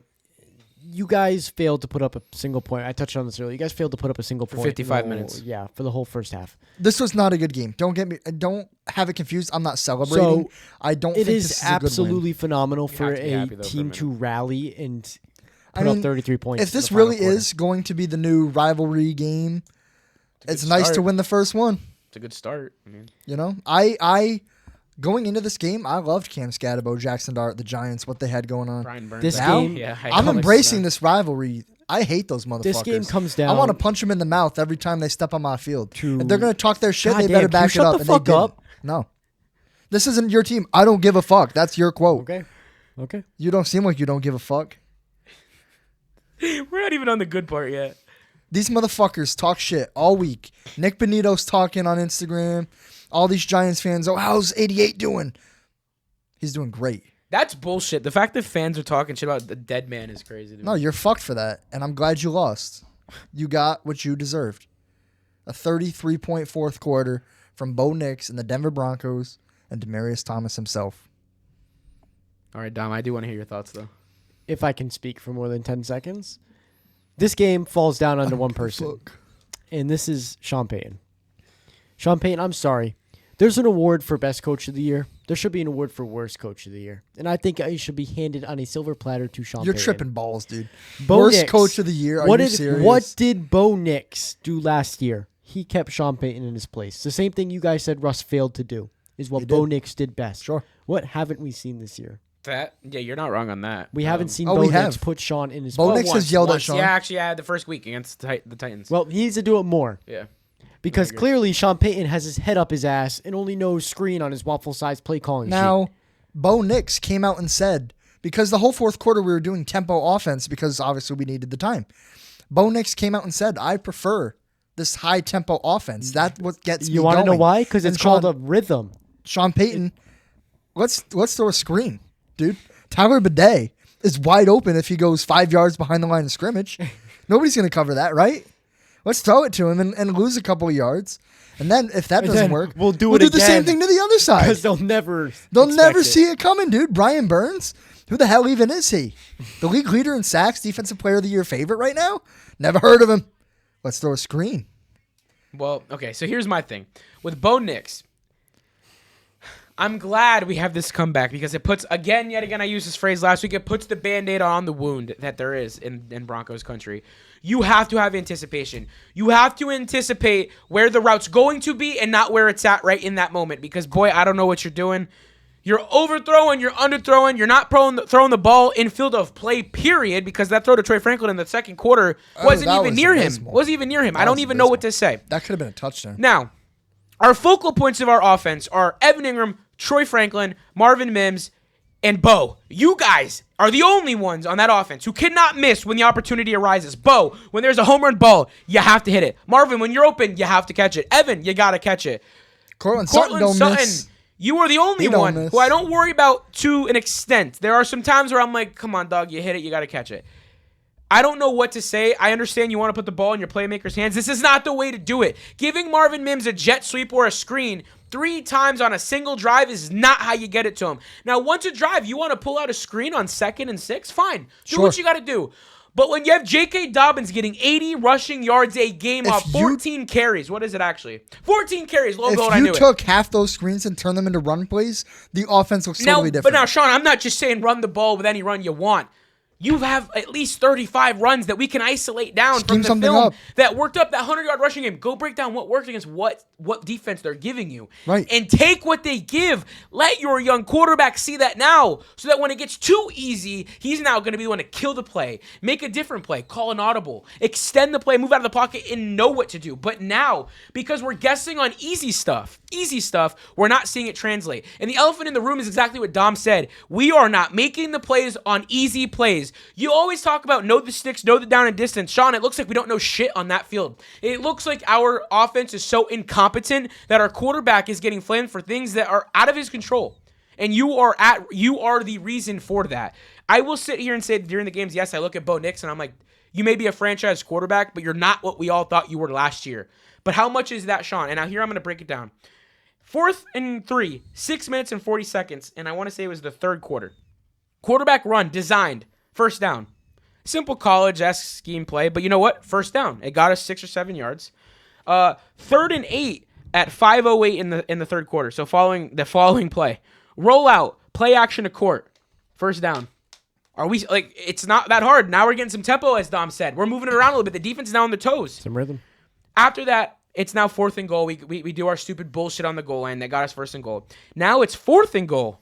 You kill a touchdown opportunity with a screen to Cortland Sutton, a 6'5" receiver who's not meant to sneak around a corner. When I see his 6'5" ass wearing bright orange, I know where he's going, and he got his ass laid out because of it. So you've now set my dog Cortland up to fail. Now let's take it to the third quarter. 30 seconds remaining. Run game starts. Points then follow. Now let's go to the fourth quarter with 6 minutes left. Then 5:15 left. Then 1:51 left. Those 3 timestamps are all quarterback runs for 3+ yards and first downs or touchdowns. What are we doing, Sean? Let Bo run. Last season, you saw what his athletic ability does. Without you, okay, let me break it down this way so we need to know what we're seeing and visualize it.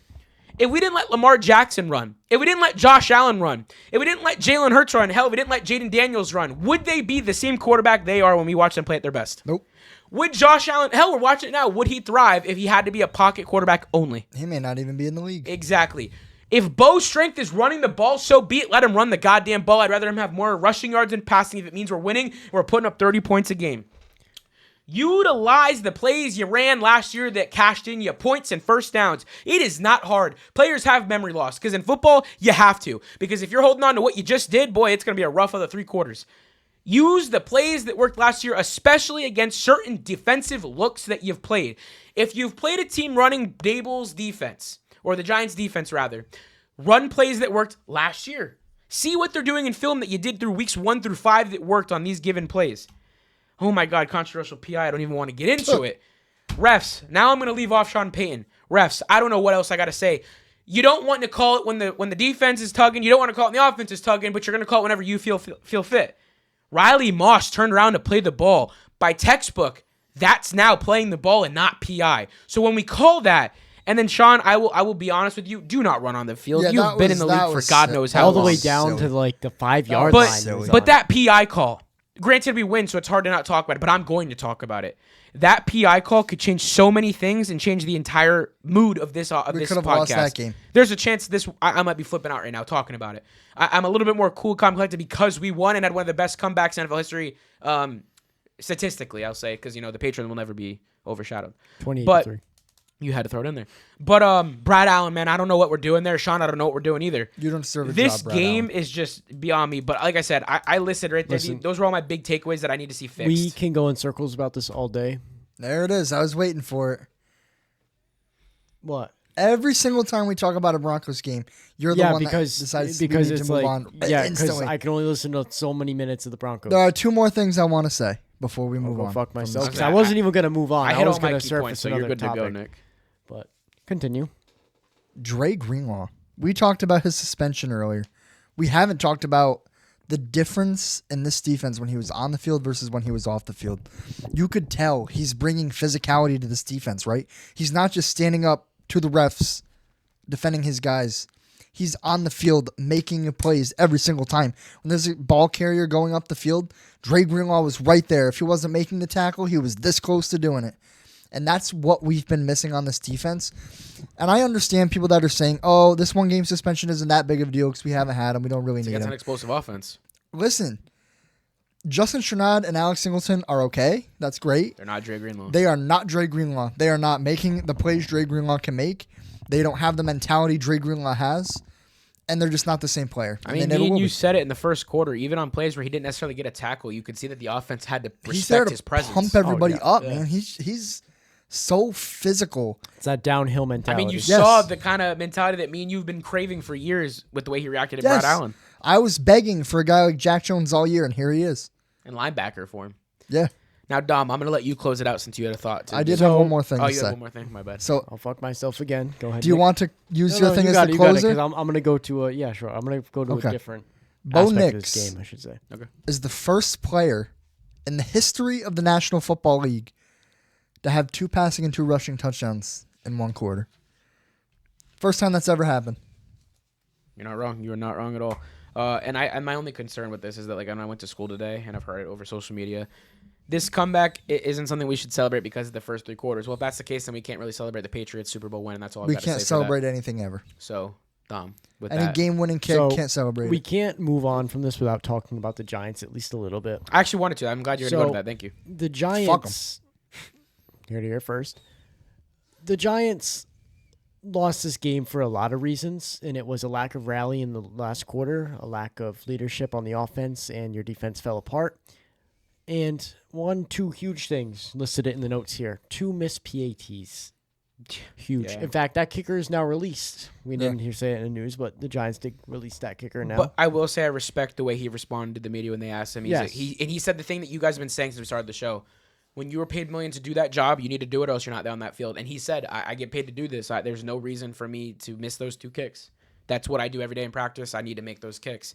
Now, Dom, I don't know if you're going to go there with this, but my one thought on the Giants before we do leave it is that if you're a Giants fan, I'm waking up yesterday or this morning a lot happier and more confident than I was the morning of the game. You went head-to-head with 3 very good football teams. Very good defenses. That shows your quarterback is the guy. You found him. And for all of you saying that Brian Daboll needs to be fired, who would fill in and do what he's doing now? I don't think there's a replacement for Brian Daboll at this point in time. You could argue that Brian Daboll could be better. You could argue that he's not the guy you fans are content with and like at this point. Fine, whatever. I understand that he's let you guys down. But at this very moment, he has found his guy. You were watching Giants football and saying it's exciting for the first time in God knows how long. And like I just said, I know you're waking up this morning a lot more confident because of what they did in the first 3.5 quarters of football. He put up some of the league's most points in the most exciting ways possible, doing it with his rookie running back, doing it with his legs, doing it with his arms. And I wish we saw a little bit more of his legs in terms of the development of Jackson Dart. I do think they held him back a little bit in that realm, and we're watching a lot of coaches do it. We're watching Bo slip it because of that. But if you're a Giants fan, Brian Daboll needs to be the head coach moving forward, and Jackson Dart is your guy. I think you have found him, and I think that you need to be a lot more confident leaving this game than where you were the day of the game or the day before the game because of the points scored, because of how this team carried itself. Brian Burns reacting the way he did at the end of that game tells you they finally care, and that's what New York football needed. They needed to care. They needed to wanted to win, and now they have that sense of wanting to win, and that's the most important part of changing the culture now in New York. Because one of the teams is god-awful and not even worth turning on the TV. So one of the teams that shared that stadium, I don't even want to talk about or watch. So you finally got one side of that stadium established now. Now let's keep it going. And fans dragging it down, you're making it hard to be a Giants fan or root for your fan base when you say things like Brian Daboll needs to be fired after putting up 32 points against a defense that's the number 1 in the league at the moment, or was going into this game. So that's where I'm at with Giants fans, and that's my thoughts. We're going into the season, yeah.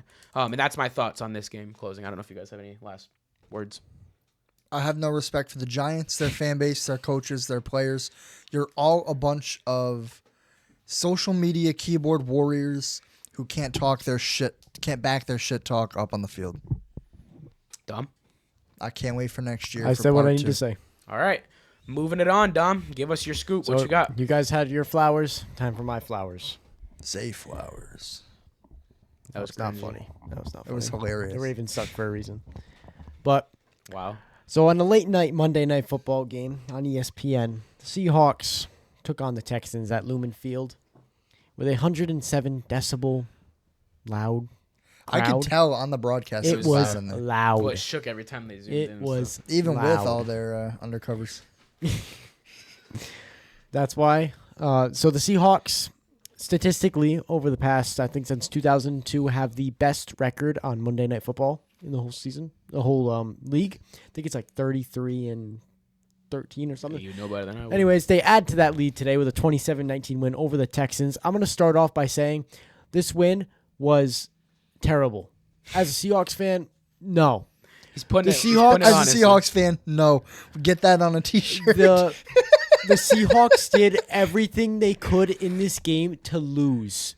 And if it was not for my phenomenal defense, which I believe is the first or second best defense in the league established at this point, we would have lost that game. I believe so. Damn, but they climb the ranks fast. Look me up. I will. We started with a 3-and-out, which I'm used to that. But we came back and defense came out strong with another 3-and-out against the Texans, and then our offense gets going. First off, you want to talk about refs?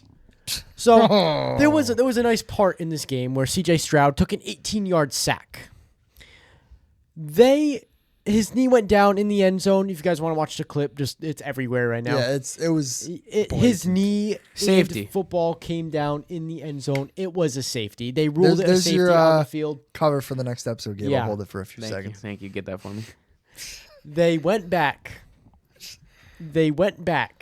And they reviewed it and overturned it because of forward progress. They said that they gave him forward progress of when the defender began to touch him.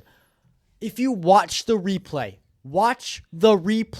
C.J. Stroud, under his own power, is running backwards. He is running backwards. He's not getting dragged into the end zone. He ran into the end zone and got tackled. It is absolutely bullshit. Bullshit that's not a safety. That changes the game right there. Next, Clint Kubiak. My team, the offense was doing phenomenal throughout the game. It was 14-3. The defense was doing their job. JSN was firing on all cylinders. Sam Darnold was throwing dart after dart after dart. And what do you decide to do? A little flea flicker, cute little play to Cooper Kupp, who's throwing his first ever NFL pass, and you get it picked off. Mind you, you're in the red zone, knocking on the door. It's about to be a 21-3 Gas pedal game. was down for them too. 21-3 game off a huge play for JSN. And you're going to let Cooper Kupp throw a pick? Why? Why are you taking out the ball out of Sam Darnold's hands in a time like this when he is doing this good? Why? Why are you doing that? Next, backed up in your own end zone on the 5-yard line. You do a couple run plays to get off the 1, you get out to the 5. Then, what are you guys laughing at? Sam Darnold's pick. He's watching it right now on loop. Okay. You get out into the 5-yard line. Yes, Sam Darnold, you should have thrown this ball quicker.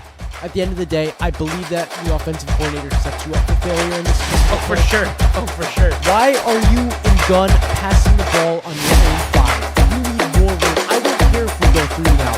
If that means our punter can punt the ball and pin them back further, I'd much rather that than having Sam Darnold get murked in the end zone, fumble the ball, and then a touchdown. I mean, me and you talked about it when you first got here today to the studio. I told you, I was like, in that situation, if you want to line up and gun fine just to see what the defense is rocking with, maybe see what coverages they're running with a little motion, fine. But that's when you have to, and I really hope the trust is in Sam Darnold's hand. He's done enough now where you got to let him do it a little bit. Let him kill the play. Let him go on a run or put it in a pistol or something. You can't, you're setting yourself up to fail. You cannot take a sack and with the game that Darnold's having and the season he's having, moments like that make me question the trust in him and makes me scared of the future in the games when it matters most. I disagree. Make those mistakes now because I cannot watch that happen when it matters most. That's what I'm getting at. I agree, but I disagree. With which part? With, yes, this absolutely cannot happen in the times, but in a scenario like this, it is up to your offensive coordinator to set you up to succeed, not to That's what fail. I'm saying. I can't watch them fail him because if this happens again and it's in playoffs, that's an absolute that's worth getting you fired. I mean, we did it. We watched it on Grub. You said it earlier. Yeah. And so Clint Kubiak, you've done amazing. Considering your past, because I told Dom this when they hired him. Us Bronco fans had to witness what he's done. We watched him do what he did with the Saints. It was not pretty.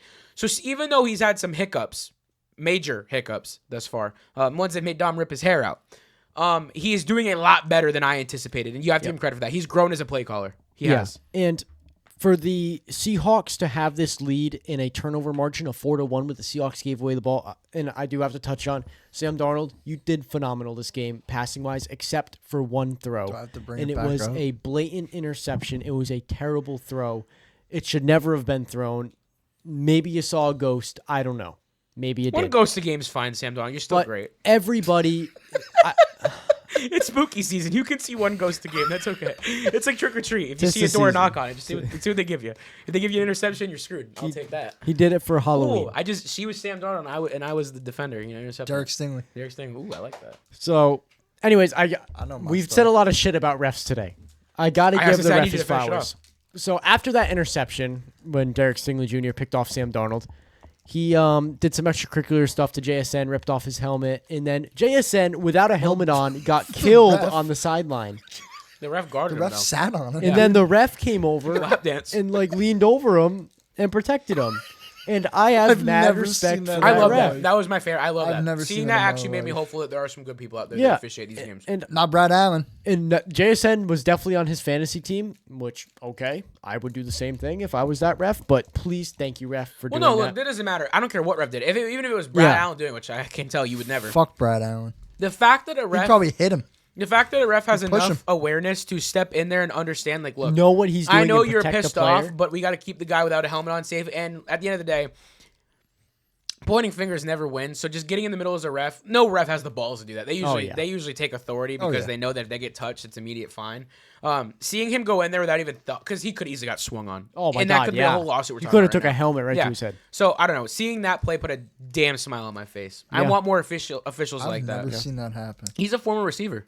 He was a former NFL player. I don't know Oh if you all yeah. saw that. Yeah. He was. Yeah. Yeah. So Yep. I mean, No, that he was right a there shows cornerback. why he actually has balls. No, he was a receiver. He was a receiver. Was he a receiver? He was a receiver. Okay. So he probably knows in that situation, like, dude, you're Yeah. a small guy. There's nothing you're gonna do, and there's 5 linemen chasing after. Oh my you. God, Get you're on involved. the opposing team's Get bench. involved. Just shield them. Wait till the other. And and the other Seahawks responded. They calmed down the situation. They de-escalated, and it got the game going back on. Yeah.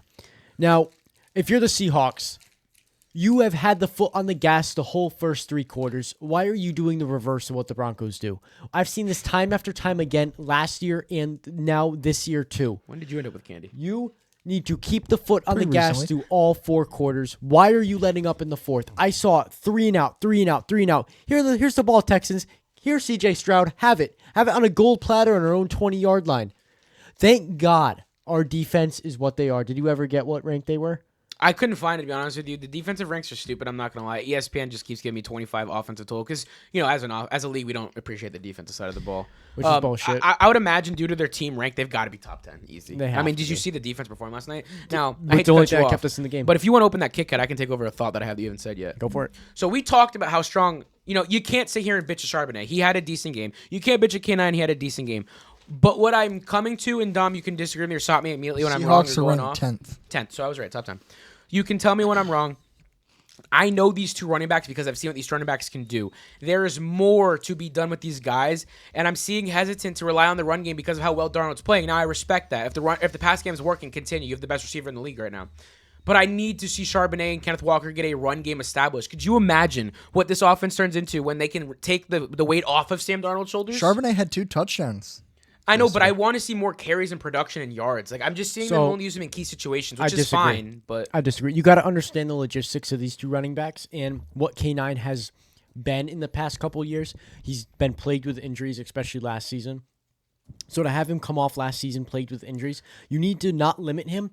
But they're splitting carries. you're being too risky. You're being too hesitant. No, I not at feel- all. I feel that Because way. both of them are very good, talented running backs that have 2 very different styles. Charbonnet's a more smash mouth, up the middle running back on the yard But I line, only ever get see him the use first him ahead down. of the 40. I would use him on 3rd downs too. And the thing We with do. Kenneth, Yeah. I don't see as much as I want to because I last year we saw at the end of the season it was like Zach Charbonnet was like their superhero, and I always go back to this when you say that about K9. I remember what he did to the Broncos defense in Week 1 last year.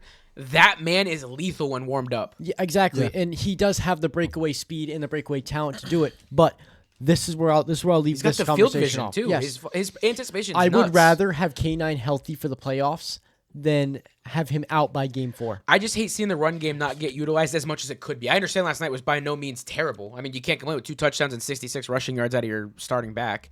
But I don't know. I feel like the run game And could I be mean- leaned on a little bit more.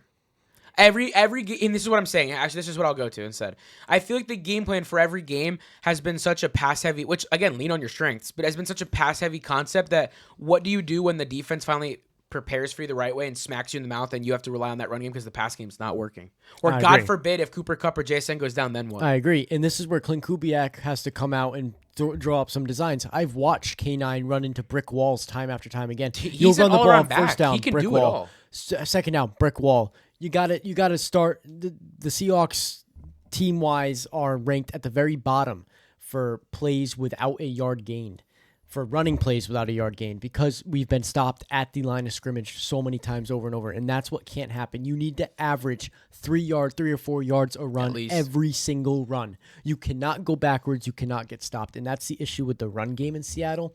You do have those huge explosive plays where on flip side of the coin, we are very high and probably in with the top 10, I want to say at least top 15 explosive run plays, because when K9 gets free, he passing's gets number free. 1. And yeah, so absolutely that could work. It could also help us set up our play action and let Sam Darnold rip that ball, because God, we know he's one of the most accurate quarterbacks when he's on. Just look at throw after throw to JSN. 4th and 1, 18 yards down the field, right on the That sideline. one in the end perfect zone ball. was in he the got middle of traffic. he got yeah. killed. Oh yeah, he got killed. murked. He got hit hard. He got yeah. killed, and that ball was perfect right in JSN's lap, and then right over the. That shouldn't have been a flag. You're gonna let whole linemen do dances in the whole teams do dances in the end zone, and not let. It's an ad, I dude. know. Okay, I'm just making sure you knew what I was saying. I know What? what you're saying. Well, I was gonna say before You have we to wait another 45 seconds for before this we ad to move on. finish. Before we move on to this game and get to the entertainment, I wanted to say, Seahawks turnovers can happen at that point. Exactly. It's very And late in the game. that's what you need to learn. And if you from wanted this to game. know what the turnover looked like, Dom, in case you forgot, I mean, Nick has it ready for you on speed though. I've watched it more times. I just want you to see it one more time. Yeah, and it was a bad throw on Sam Darnold's part. But you need to remember, Elijah Arroyo, you can't. You're a tight end. You're huge. You cannot get that ball ripped out of your hands like that. That's He's one a of the. That's huge one of tight it. end. That's one of them. Sam Darnold. That's gonna go in the episode 100 yearly recap. Sam Darnold, you can't throw that ball, that mistake, that deep in the game where you are on the field. You can't do that. Next, you can't. It's just all around bad, and that's why the Seahawks. I believe I was having a stroke. This kid was quarter texting four. the group chat alone. Me and Nick went to bed. Yeah, after that interception. they're I sleeping, was and I'm just fucking exhausted, talking dude. to myself. It was actually I went to sleep before the interception. I woke up in the middle of the night watching Scott Van Pelt do all the coverage, and I saw the interception. I was like, God, I'm gonna wake up tomorrow morning. The last play I saw was the Cooper Cup interception. And Oh, was I saw like, that I one. can't didn't watch see that this one. anymore. I didn't see the one to Derek Stingley. I saw the Yeah. Cooper Cup interception, and I went to bed. I was like, I can't do But this. I mean, I got to win. So a win's a win. We're 5-2. We're tied again with the Rams and 49ers in the NFC West. Dude, that division is It's insane. insane. It's insane. Even But- with Mac Jones, they're making ways to win. Yeah, which is beyond me. But Crazy. I'll leave it at that. The Seahawks, I'm very happy with. They're doing good. Sam Darnold, I pray you're my future because you are doing very well. But I mean, he we is just at need this to rate. we just need to clean up the turnovers, keep JSN healthy, and get our run game a little bit. I mean, more yeah, involved. like it or not, the Seahawks are climbing up there as one of the best teams in the NFL top We 10. are number 3 officially in on some Fox, power CBS, rankings. and all that. They've been within the top 10 in every source. So that's my closing thoughts. Nick, you got any before we move on? I'm good. That's your thoughts on the Seahawks right there. So they're moving up the ranks. Dom's a happy boy. I am. Sam All right. Darnold, baby. This is our first time doing this. You could call it name that. You could say how I did it boring. Can you name blank numbers better than blank players? Whatever. But we're going to go with just the name that game. You know it. You've seen it on TikTok. Probably not with football, but as much at least. But we're going to do it today. So the goal is, can you name a certain amount of numbers of players better than the player I'm going to give you? Okay? So you're going to give a number. We're going to start with you on the first one. Okay. You'll give a number. Nick will give a number until one of you challenges each other, and then you will try to name that many players better than the given player. Okay. Am I clear? Yep. Yeah. All right, cool. First up, can you name blank amount of players better than Russell Wilson? Oh, 40. Quarterback specifically, I should say. 40? You're going first. Yeah, you're going first. Make a number. 10. 25. What, do I keep going higher? If you can't, Unless if you want to call me out on if my you- bullshit. If you think you can name more than 25, then do it. If you don't think you can, and you don't think he can I don't- actually name I don't 25 more, then think- call him bullshit. Just tell him 30. when 30. Okay. 30. 32. Bullshit. 32 it is. All right, start now. You can't. You gotta go. All right, Tom, write him down for me. Okay. Whenever you're ready. So let me just look it up this way. Oh, boy. NFL team. No, you gotta go off the top of your head. That's the whole point. Go off the head. Oh, Go you off want the me to dome. just go Off off the the head? dome. Yeah, Okay. that's the whole point. You gotta go off the dome. So number 1, I'm going to go Jackson Dart. Pretty obvious. Jesus. He's starting over. Oh isn't yeah, he? I don't need an explanation. You go. Okay. Bo Nix. This is not in any particular order, by the way. I'll go Sam Darnold. Good boy. Nah, take it back. I'll go Matt Stafford. I agree. Just Aaron keep working. Rodgers. Go get 'em. Do they have to be healthy right now? Players, quarterbacks, players. You think you're better than Russ? Joe Burrow. Joe Flacco. Ooh. Wow. That could be bold. That one's up to... Lamar. Absolutely. Josh Allen. Absolutely. Drake May. Tua. Oh. Keep going. That's not I your would, list, Dom. I would do it. This is the beauty of you not having I to do would it. do it. I'm not gonna go Justin Fields. I'd put Mahomes. Herbert. You ain't gonna go I'm Gino, not are gonna you? go Gino. I'm not gonna go Gino. Yeah, you can't go sorry. there. I'm sorry, You Gino. can't go there. I'll go Dak. Oh, for sure. I'll go Jalen Hurts. Mm-hmm. I'll go Jaden Daniels. Mm-hmm. And Jackson Dart's already up there. I'll go Jordan Love. Mm-hmm. I'm not gonna go Carson Wentz. Missing some big I'll ones. go Jared Goff. You could argue it. You're missing a very big one. I'm going division by division. Okay, I see. Where am I? NFC North. 2 more. I skipped one.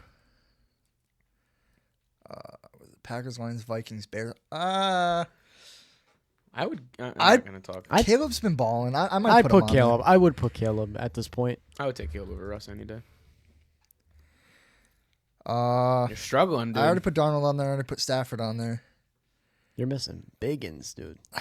Purdy. Very big. I'll put Purdy up there. Oh yeah, of course. I know I'm missing big ones. I'm going division by division. Leave me alone. I mean, it's helping you out. You're gonna save a few good names for the I end. don't even remember what my number was. 32. It was 32? 32. Okay. 11 more to go. Where am I? West? I got the Niners. I got... I'd add Mac Jones to that list to help you out. I was gonna say you have 2 names. You could go from that one team. Yeah. Do you want? Yeah, it's his I'll list. put Mac on there. I'll put You Mac better on put there. Mac on there. I Wow. take Mac Jones Big any Mac day. Jones supporter. Yeah, I am a big Mac Jones supporter. He's doing very solid. So we got this year. 21. You're at now at 22. Yeah, 11 more. Okay. I'll go Baker. Oh, thank God. There I was we go. waiting There for it is. Yeah. There's a big one in that division. I'm waiting for you to see if you'll say it. Would you go Spencer Rattler over No, Russell no, Wilson? no, no, absolutely no, not. no. All right. Michael Penix. Yeah. I would. I would That's a go tough Kirk one. too. That game against the Cowboys for Russ, if he didn't have that game, I'd put Michael Penix up there. I don't think Michael Penix could have that Should game. I would this year. take Kirk over him too. Nah. No. No, not after the. No. Michael Penix, I'm going to put on there. Okay. Kirk, no. It's your list. Fair enough. I'll put Bryce Allen. Wow. Bryce Young. Ooh, that's an interesting one. Wow, Bryce Young. Yeah. Over Russell It's Wilson. taking a lot Yeah. longer than I thought. I thought you were gonna rip him because you hate Russ so much. I'm doing this the right way. All right. I'm not just going to name like Jalen Milroe is better than Russell Wilson. There you go. You're there first. Will Levis is better than Russell Wilson. Oh, Put Will Levis on the list. Are you being serious? No. I was gonna say. Okay. We finally proved the take wrong. Oh just my admitted God. It. He just admitted it. Russell Wilson is better than Will Levis. Months You're there later. first. He wasn't Anyways. last year. Continue. You got 6 more. All right. 7 more. What division? There's one player from a team you missed already that I thought you were gonna say. Really? Backup quarterback. I like to surprise people. I see that.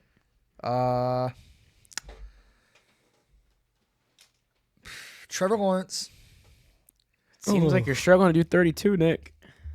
I'm cycling through, dude. Leave me alone. Leave me alone. I'm gonna put Cam Ward. Ooh. I'm Ooh, gonna even do- okay. Uh, No, I rock with it. He's been accurate. His team around him is just No, he showed some pocket present issues, but that's fixable he's in his He's a rookie. 6th game with no head or coach. 7th game, whatever he's in, Yeah. with a rookie coach. C.J. Stroud. There's one from Do the I already have NFC him? West No. that I was waiting for you to say. don't help him out too I won't. much. I won't. A backup. Nope. He hates Russ so much, you better be able to name it. I know that's what I'm saying. I'm kind of a little concerned right now. Are you okay? Oh, Kyler. Yeah, I'm Yeah. gonna put Kyler up yeah. there. Say, do I need to check? I you forgot for I the missed a photo? team, dude. I'll put Jacoby. Where was I? Hmm. What do I have? Cam Ward, Better C.J. than Kyler. Stroud. Come on, you're almost there, bro. Let me do my division by division thing. Damn. In the South, I got the Titans and Texans and Jags. Did you say? Hold on. I have all 4 of them actually. I have that whole division Yeah, over yeah, Russell you- Wilson. You do, yeah. I was gonna say, did you get all of them? You did. I have that whole division over Russell right. Wilson. That is hilarious. You need 4 more. I think. I'm yeah, gonna 4 put Jarrett more. Stidham up there. Wow. Russell Wilson got benched for Jarrett Stidham. Wow. I don't think it's crazy to say that. Russell Wilson got benched for Jarrett Stidham, Jarrett Stidham over Russell Wilson is crazy, but okay, I see it. and I could back it up. Well, you still got 2 more. I'm gonna put Justin Fields up there. Actually, I'm gonna change my mind on that because of He's last running year. out of people to put because up. of last year. Justin Fields went 4-2. Justin Fields is terrible. He wasn't with the I mean, Steelers Russ got last year. benched too, and just Fields got benched. I mean, you could argue. I would take Cooper Rush over Justin Fields. You're insane for that. Yeah, it's You belong in a facility If the somewhere. Ravens had Justin Fields right now, I'd be curious how that works. You're here first. I'd be curious how that works out. I'm gonna put Jameis up there. That's what I was waiting for. Jameis Winston. Yeah. I was saving him. I agree. I was saving him. Mm-hmm. And what is this? My last one? This Yep. is your last one. Can you name 32 quarterbacks better than Russell Wilson? I believe I can. Well, give me one. I'm gonna give you somebody that you're gonna bitch at me about. Let's hear it. You want to hear it? Yes, I'm Did you know waiting. Smith? Did you go Absolutely back? sure. I'm gonna go Zach Wilson. I was waiting for. Oh my God, the Dolphins. And this I was is not. waiting. This I is was not waiting. like I'm just bullshitting fake like just for the clicks.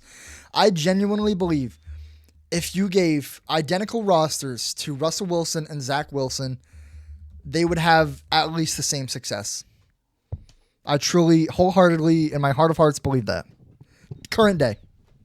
All right, you heard it here. Nick named 32 quarterbacks better than Russell Wilson, starting with Jackson Dart, Bo Nix, Sam Darnold, Matthew Stafford, Aaron Rodgers, Joe Burrow, Joe Flacco, Lamar Jackson, Josh Allen, Drake May, Tua Tagovailoa, Patrick Mahomes, Justin Herbert, Dak Prescott, Jalen Hurts. You spelled Hurts wrong. Holy shit. Jaden Daniels, Jordan Love, Jared Goff, Caleb Williams, Brock Purdy, Mac Jones, Baker Mayfield, Michael Penix, Bryce Young, Trevor Lawrence, Cam Ward, CJ Stroud, Kyler Murray, Jarrett Stidham, Justin Fields, James Winston, and Zach Wilson. Good start. Yeah. All right, are we ready for round 2? Yes, I am. I think so. Can you name however many players better than Jonathan Taylor? You're the first this time, aren't Yeah, you? you Nick? are first this time, Nick. Who is it, Jonathan Taylor? Yep. I could name 4, 5. 6. Oh, screw it. 7. Wow. Do it. Okay. Yeah, Do I'm it? going to say he's the best running I'm back. gonna in the league. tap out somewhere, dude. That's got to be it.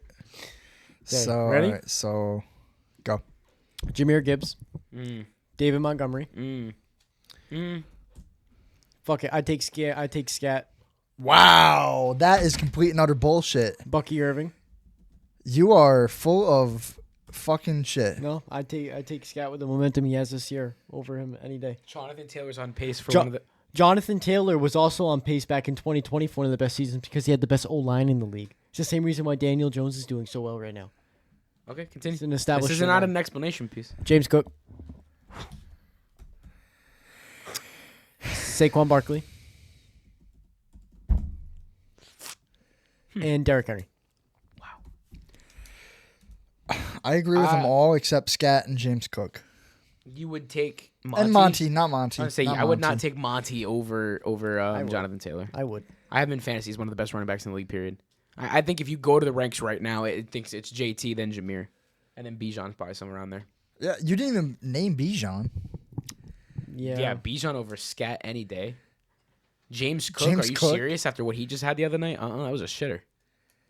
That's an interesting list. We're gonna put that out there and see I what don't they like say. that. I don't like that at all. that at all. All right, well, this one could get interesting too. Then, Uh-oh. can you name that many cornerbacks better than Richard Sherman? All time? All time, maybe. Just give me cornerbacks. Because it's got to get interesting at some point. So we're going to do all time. Shit, some of them might be current. Cornerback. You're starting. 1. You think Richard You're Sherman? that confident in this? Yeah. Or inconfident, I should I say. could name 5. Do it.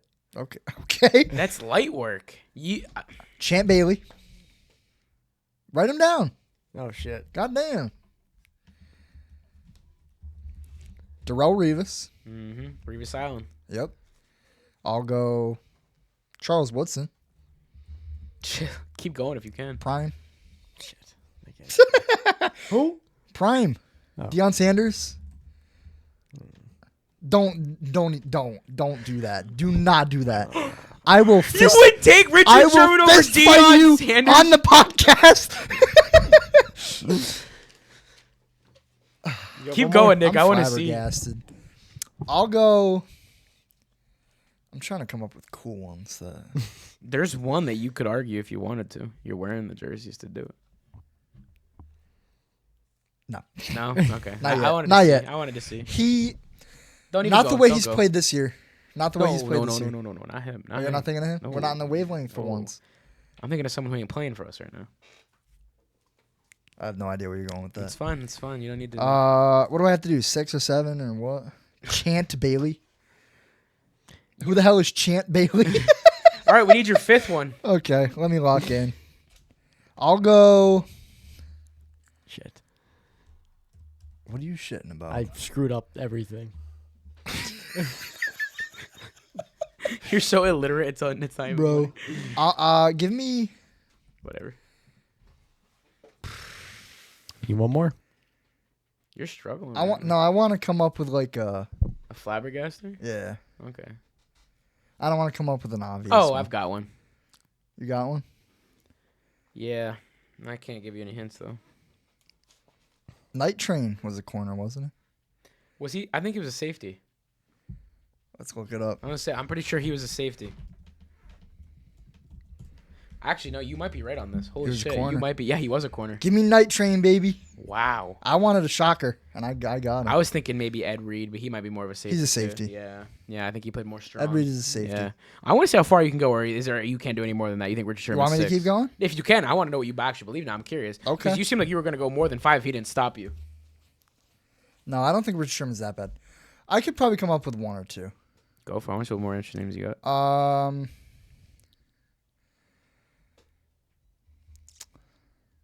I'm surprised you haven't said one yet. I'm really surprised. I'm not going to lie. Really? Yeah.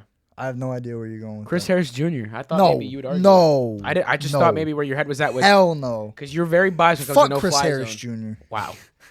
Took a Fucking turn. traitor, dude. You You heard it here gonna go to first. the Chargers and talk shit about the Broncos? Whoa, it took a turn. You're dead to It took me. a turn, Dom. It took a turn. I don't even get me Turn, started. That's for damn sure. That took a turn. So you giving up at 5?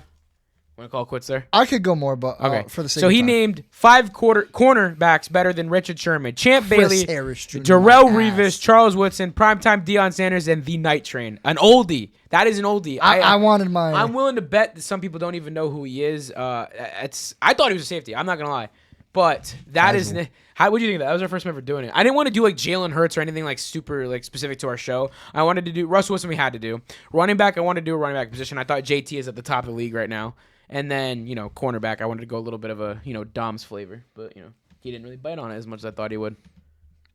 All right. This one, blind ranking sophomore quarterback. So I'm going to give you blindly the quarterbacks from this class. How many numbers do we have? In my order, there's 7. Top 5? In my order, no, there's 7 total quarterbacks you're ranking them 1 through 7. Okay. From this class. It's our second-year quarterback class. And I'm going to give them to you blindly, and I want you to rank them. Starting, we've got Michael Penix. 4? Maybe 5? Well, we don't know. He's giving us all the stars. He might be giving us. Yeah. Well, obviously. There's 7. I mean, I think 4 is a good spot for him then. yeah, 4. All right, Penix is at 4. Bo Nix. 1. Nah, realistically 2. What? Bo What do you Nix has want? been statistically one of the worst quarterbacks this year. What statistic? He's taking the biggest step Look it up. back. What statistic? In fantasy. He dropped 33 in a single quarter. He scored every single touchdown the Broncos had on Sunday. All of them. In the fourth quarter, he's got like a 76 completion percentage. There's been No picks and like 7 touchdowns. There's been increased turnovers, lower yards per attempts, and 11. less effective scrambling. 11. Wow. His turnover-worthy throw percentage has increased from 2.6 to 4.2. His average You're yards getting per dispute attempts from off have the dropped set. from 6.7 to 5.6. His scrambling is less effective with negative rushing EPA this season compared to a positive one as a rookie. He has shown specific struggles with accuracy on throws down the field. When? Look at the games. Your offense has struggled to put up points. Now, I know I relayed that onto Sean Payton, which I still agree with, but I mean... Say that one more time. Our offense has what? Struggled to put up points. 33 and a quarter. After putting up 0 for 3 quarters in a row It's not against how the you start, it's Giants. how you finish. Uh-oh. Here we go. But something's off the set, Dom. I think you're getting challenged by more than just Nick right now. Let me read this off to you. What you got? 20, 28, 20, 28, 21, 13, 33. Yeah, we're really struggling to put up points. You guys have a run game this season that 2. you didn't have last year. Next. How is your Yeah. pass game not opened What up does more? that have to do with Bo Nix? You're just bullshitting now. Put him All at right. 2. All right. Drake May, I'd put ahead of him right now. Spencer Rattler. 7. You can... Okay. Who?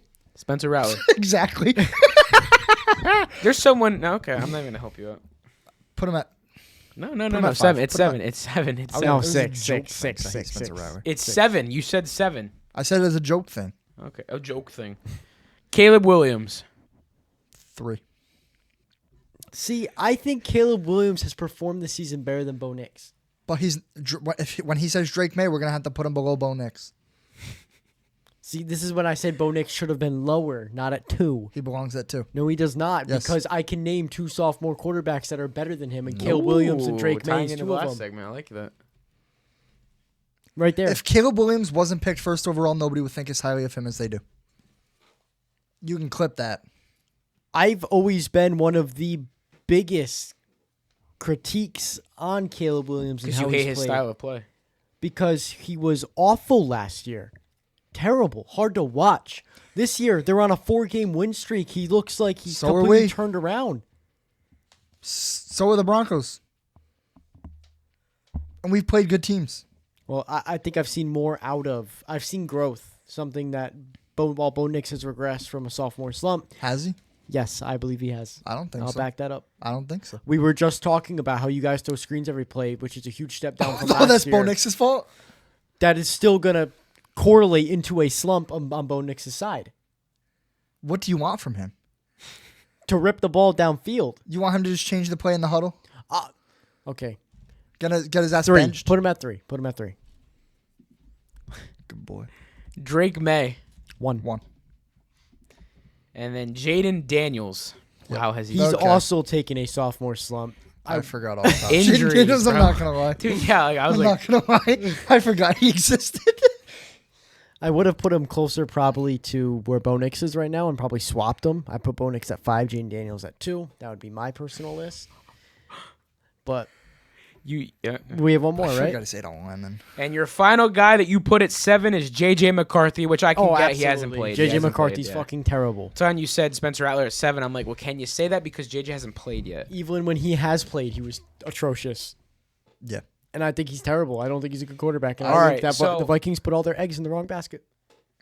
So blind ranking your sophomore quarterbacks, you guys had Drake May at 1, Bo Nix at 2, Caleb at 3, Penix at 4, Jaden Daniels at 5, Spencer Rattler at 6, and JJ McCarthy at 7. I'm going to revisit this at the end of the season or come playoff times. I want to see how this changes for you guys. Can I give my actual ranking? Yeah, if you want to give your own ranking right now, go for it. I mean, you might as well. Here, I'll write it down too as you guys do it.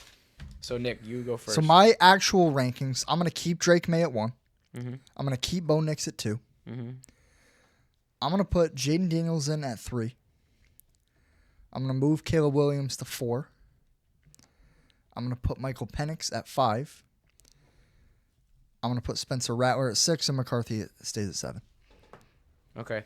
So, your final for your actual ranking, not blind, goes Drake May, Bo Nix, Jaden Daniels, Caleb Williams, Michael Penix, Spencer Rattler, JJ McCarthy. Yes. Dom, now give me yours. Mine is Drake May. Yep. Then I put Jaden Daniels. Jaden? Yep. Okay. Yep, Jaden at 2. Yep. Caleb Williams at 3. Caleb at 3. Put Bo Nix at 4. Bo at 4. Put Michael Penix at 5. Yep.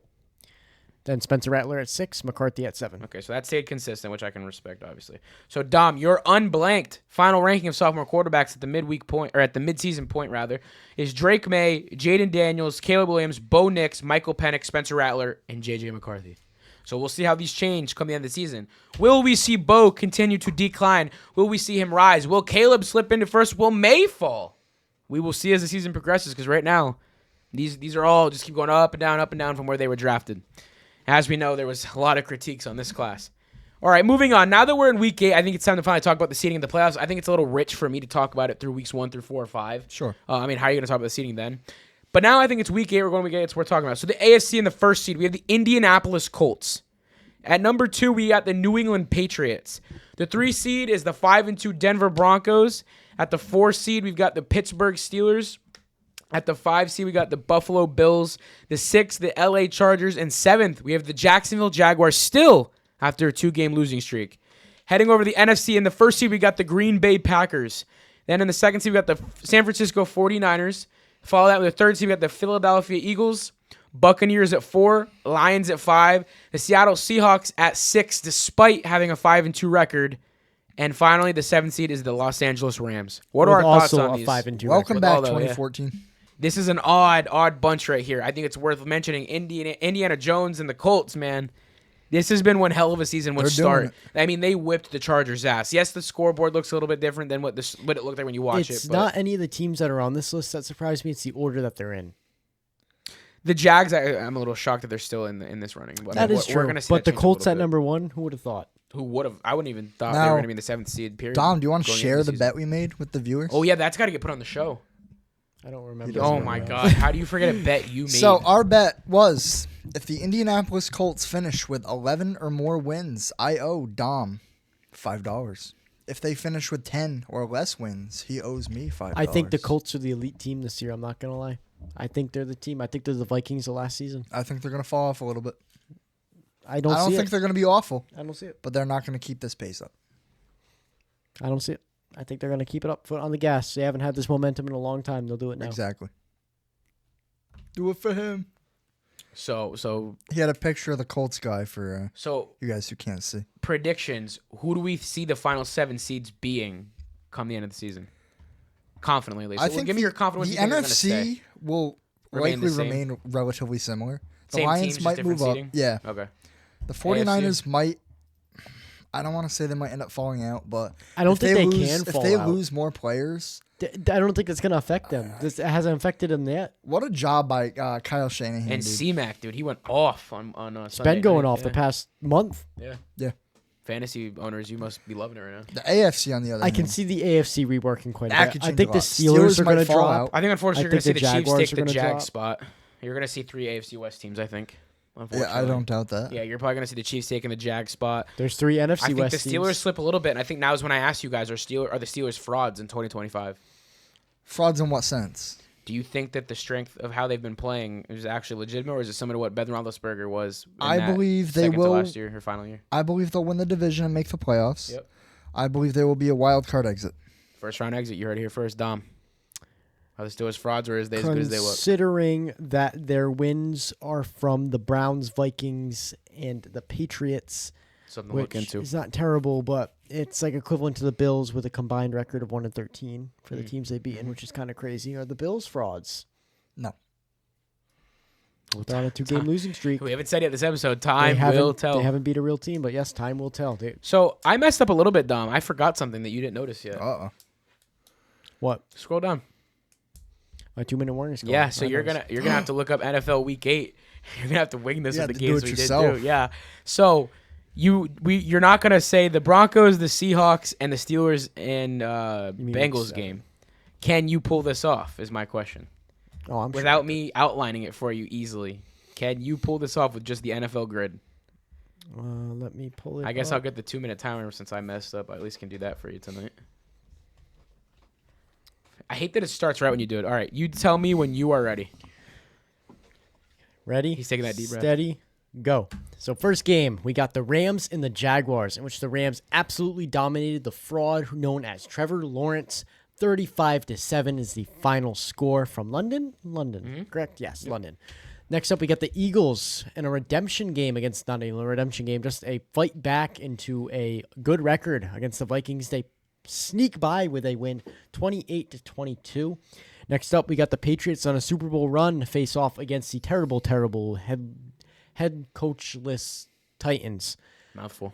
The Patriots winning 31-13. Drake May dominates. Next up, we got the Panthers versus the bum game, the Jets. The Panthers win 13-6 in probably the worst game we'll watch ever this season. I hope. Next up, we get the Browns, another shit bowl versus the Dolphins, in which 2 quarterbacks that look like they're blindfolded when they play. But the Browns come out and just dominated the Dolphins. Who would have thought? 31-6. Next up, we have the Bears versus the Saints. The Bears continue that 4-game win streak, and they blow out the Saints 26-14. The Saints yet to find some grasp. Next up, we have the Chiefs clawing up the rankings. 30 first downs in this game. The Raiders only ran 30 offensive snaps. Yep, the Chiefs win 31-0. Next up, we have the Colts versus the Chargers, which the Colts continue their domination, leading all teams right now. Best team in the league, 38-24. Next up, we have the Giants versus the Broncos. I already ran over it. We know that one. Next up, we got the Packers versus the Cardinals, a game that is much closer than what it should have been. We get the Packers winning 27-23 against the Kyler Murray-less Cardinals. Next up, we have the Commanders versus the Cowboys. The Cowboys offense continues to be the best offense in the league, with the worst defense, but they beat the Commanders. The Broncos should be shivering in their boots next week. Next up, we have the Falcons and the 49ers, in which Mac Jones continues to do what he does best. They beat the Falcons 20-10. Next up, the first game of our Monday night doubleheader. The Lions go down and dominate Baker Mayfield and the Bucs. Questions arise of, is Baker the MVP? Lions win 24-9. 225 was your total time. Nah, You're gonna have to work on that because now we're doing less games and more of like the debate stuff. You know, we're getting deep competition. I feel like it's not a 2-minute warning if I don't like talk to like. No, it's not 2-minute warning. It's 2 minutes, Joe. You got to be like just run through it. Scores, hit key points. I got timeouts. I got 3 timeouts. That's an interesting. No, I can stop the We clock. can do it by points. If he goes over by 10 seconds or less, it's a field goal. If it's 11 seconds or more, but this isn't dumb no versus us. points. Okay, well we're gonna move on to our week 8 predictions because week 7 2-minute drill didn't go as planned. I'm sorry I forgot it this week. I had a lot more on the mind. Getting the graphics done was the key thing for me. But for our week 8 pick'ems, do you want the updated records for the people? No, not really. No, you do want it. So I'm staying first at 69 and 39. How do I delete it? Nick at third place at 66 and 42. Whoa. And Dom taking back second place with only, I think, 1 wrong this past week, maybe 2, going 67 and 41. You'll see it posted. It'll be on the Instagram. So you will see it come Thursday. Thursday's when we post the results and the following week's predictions, as well as with the gambling over and underlines that I post on the story, so keep participating with those. Starting off week 8, we've got the Minnesota Vikings take on the Los Angeles Chargers, in which we went the Chargers across the board. Following that, we've got 2 left-handed quarterbacks yet again for a second week in a row. The Dolphins taking on the Atlanta Falcons, in which we went the Falcons across the board. Following that, we're going to a little rather of an odd matchup. We've got Caleb Williams. Can he get win number 5 for him and his team? We have the Chicago Bears taking on the Baltimore Ravens, in which we went the Bears across the board. Heading back to the AFC, we've got the New York Jets take on the Cincinnati Bengals. Can Joe Flacco get down against his former team? Believe it or not. We went the Bengals across the board. Yeah, I was looking at the wrong one. I'm not going to lie. You did it last week. You did it again this week. I need to just cue that you fucked it up. You want me to? Yeah, you want to do it? You fucked it up! It's going to be a button for us. All right, we got the Buffalo Bills taking on the Carolina Panthers. The best way to come back from a bye week is to play none other than the Carolina Panthers, in which we went the Bills across the board. Now, it gets a little bit interesting. You got an NFC versus AFC matchup. Hopefully, Mac Jones again with leading the 49ers taking on the Houston Texans, who have struggled the last 2 seasons. Well, me and Dom went the San Francisco 49ers. Nick, you had a change of plans. Who'd you go? I did. I went with the Houston Texans, C.J. Stroud, and D'Amico Ryans. They're going to be pissed after being embarrassed on Monday Night Football in front of a national audience, most of which were asleep. But they're going to come out, and they're going to see a team that's riddled with injuries. They're not going to be afraid to go into this game and play like their season depends on it, because it does. Their season depends on this game. My friend, Christian McCaffrey, Mac Jones, Kendrick Bourne, all of them. They're getting the job done. They're keeping the win streak alive. That I'd be afraid of. Which name? Christian Will McCaffrey. Anderson? Okay, I was going to say there's your team. And that is why the Texans will fail, is because they're going to underestimate, like every other team has, the injured 49ers. And with George Kittle back on that squad, they are going to run the Texans over. And if the Texans couldn't get it done against the Seahawks, who were trying to let them win, they certainly aren't going to get it done against the 49ers. And Kittle's going to be looking for targets, as he had 0 this past week. Or He 0 apologized. catches, rather. He He did apologize to apologized. fantasy owners. So, Nick, I know this is by situational This reasons. might be the... This will be the Big Wop versus Bear bet of the week for week 8. I believe you have a winning record now, and I'm no longer 500. Yes, sir. It's a sad time to be a betting man, but guess what? This is where times turn, and I will be getting $5 in my pocket, and I will be getting a win back in the win column. I'm confident the Niners are going to get it done in Houston. Moving to the AFC, we've got the Cleveland Browns taking on Drake May and the New England Patriots, in which we went the Patriots across the board. Going to the NFC rematch that we've talked about many times on this very episode, we've got the New York Giants taking on the Jalen Hurts-led Philadelphia Eagles, looking for redemption, looking for more wins, looking to make a statement that they still are serious in the NFL. And me and Nick went the Philadelphia Eagles across the board. But Dom, you didn't do that. You went Jackson Dart, Cam Scatterbo, and the New York Giants. They did it Why? once. They'll do it again. Easy. That's it. Short That's and sweet. it. That's it. All They right. can't back up all their shit talk. They're going down. All right, you heard it here first. We got a little divide. Moving back to the NFC, we got the Tampa Bay Buccaneers taking on the New Orleans Saints, in which we went the Bucks across the board. Baker, get your get back. Let's do it. We got Cam Ward and the Tennessee Titans taking on the Indianapolis Colts, in which we went the Colts across the board. Moving on to me and Nick's game of the week, we've got the Dallas Cowboys heading into Mile High to take on Denver Broncos, who will be wearing their retro uniforms. Yes, sir. In which me and Nick and Dom all went the Broncos across the board. Dom, I'm shocked. Give me your reasoning why. So I picked the Broncos for one reason, and that's because of the Broncos defense. I think that with the Broncos having one of the best defenses in the league, it's going to hold Dallas's offense down. Not just that, but with Dallas having the worst defense in the league, I think this is the time where Bo Nix will step up and he will just cut. No better time to fix the shit than right now in Week 8. Yeah, he will pick out the mistakes in that defense and spoil them. So I think this right here is a big game that I wish was this. I want to say one thing. Okay. Javonte Williams. Uh-oh. You leave our team, you start talking shit about our coaching staff, our players, how the culture is bad and a losing culture. Get ready to get your shit rocked, pal. All right. Moving on to what my game of the week is in terms of entertainment, storylines, and all the drama. On Sunday Night Football, we've got the Green Bay Packers heading into Pittsburgh to take on Aaron Rodgers, in which you will see his former team that we never thought he'd leave.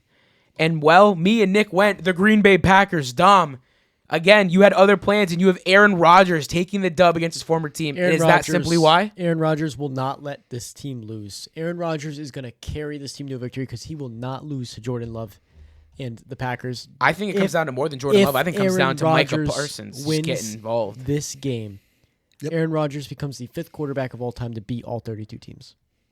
And that's interesting. That's an interesting thought to keep in mind. But Nick, I don't know if you agree with me. I think Micah Parsons is going to be the very exact Green Bay is. I think Green Bay is the fraud team this year. I think I will agree with that. I don't think they're as serious as we thought they were going to be. But I don't see a world where Matt LaFleur and this Green Bay Packers team as a whole, even if they didn't play when Rodgers was there, I don't see a way they forgive Aaron Rodgers because that breakup. It wasn't nice. Aaron Rodgers was not saying good things about the Packers. The Packers weren't saying good things about Aaron Rodgers. It was not good. I think the Green Bay Packers are going to come out looking for revenge, and I think they're going to get it at home. All right. You heard it here. And finishing off. And the worst uniform matchup I have ever seen in my life. Oh, yeah. You don't like the it's throwback the all Steelers? yellow helmets. And you don't like that. Oh, my God. It's awful. Well, we're going to see it. Other than the Chargers uniforms. Those were terrible. That was atrocious. Today. Yeah. That was atrocious. Finishing off Week 8 on Monday Night Football, we've got, the Jaden Daniel less. I don't even know how I would say that. I don't think they have him this week. Yeah. He might play. It's not confirmed yet, but I would assume he's not going Marcus Mariota, buddy. And the Washington Commanders will be taking on the Kansas City Chiefs, in which, unfortunately, we went the Chiefs across the board. Wow, okay. Nick just didn't want any part of that one. Why would I? Yeah, neither would I. I mean, we all had no choice to pick him if you want to stay live and pick him. Nick's a little salty because me and him have the same picks this week with one different. But, here we go. I'm going to be sliding my way back into actually, I'm staying first. I got to worry about Dom, who's, casually catching his way up, unfortunately. Nick, what are your thoughts on that? Are you pissed off? Are you sour? No. You're not? Really? It ain't over. You said that last year, and you ended up winning. And I won. Winning. So, all right. I was last at one point last year. That is true. For a long time, for like 6 weeks straight. All right, boys, that was episode 51. This was no celebration. This was no party, but rather our midway point maybe of getting into that part of the season where it's time to start looking at who's moving up, who's moving down, and what changes are we going to be seeking, and it's time to really start fixing the fuck-ups you have now because if you ain't doing it now, you ain't going to be there in January to play meaningful football. If you ever want to collab with the Turf Talk Podcast, you can reach us at GameDogPodcast@gmail.com. That is the best and most formal way for all three of us to reach you in a timely manner and get back to you. As always, follow on all socials as we are constantly upping the amount of content we are producing, always putting out entertaining content for you guys. And as always, we try to stay consistent and produce that on a pretty good schedule, I feel. And without further ado, join the huddle and join the talk with the Turf Talk Podcast.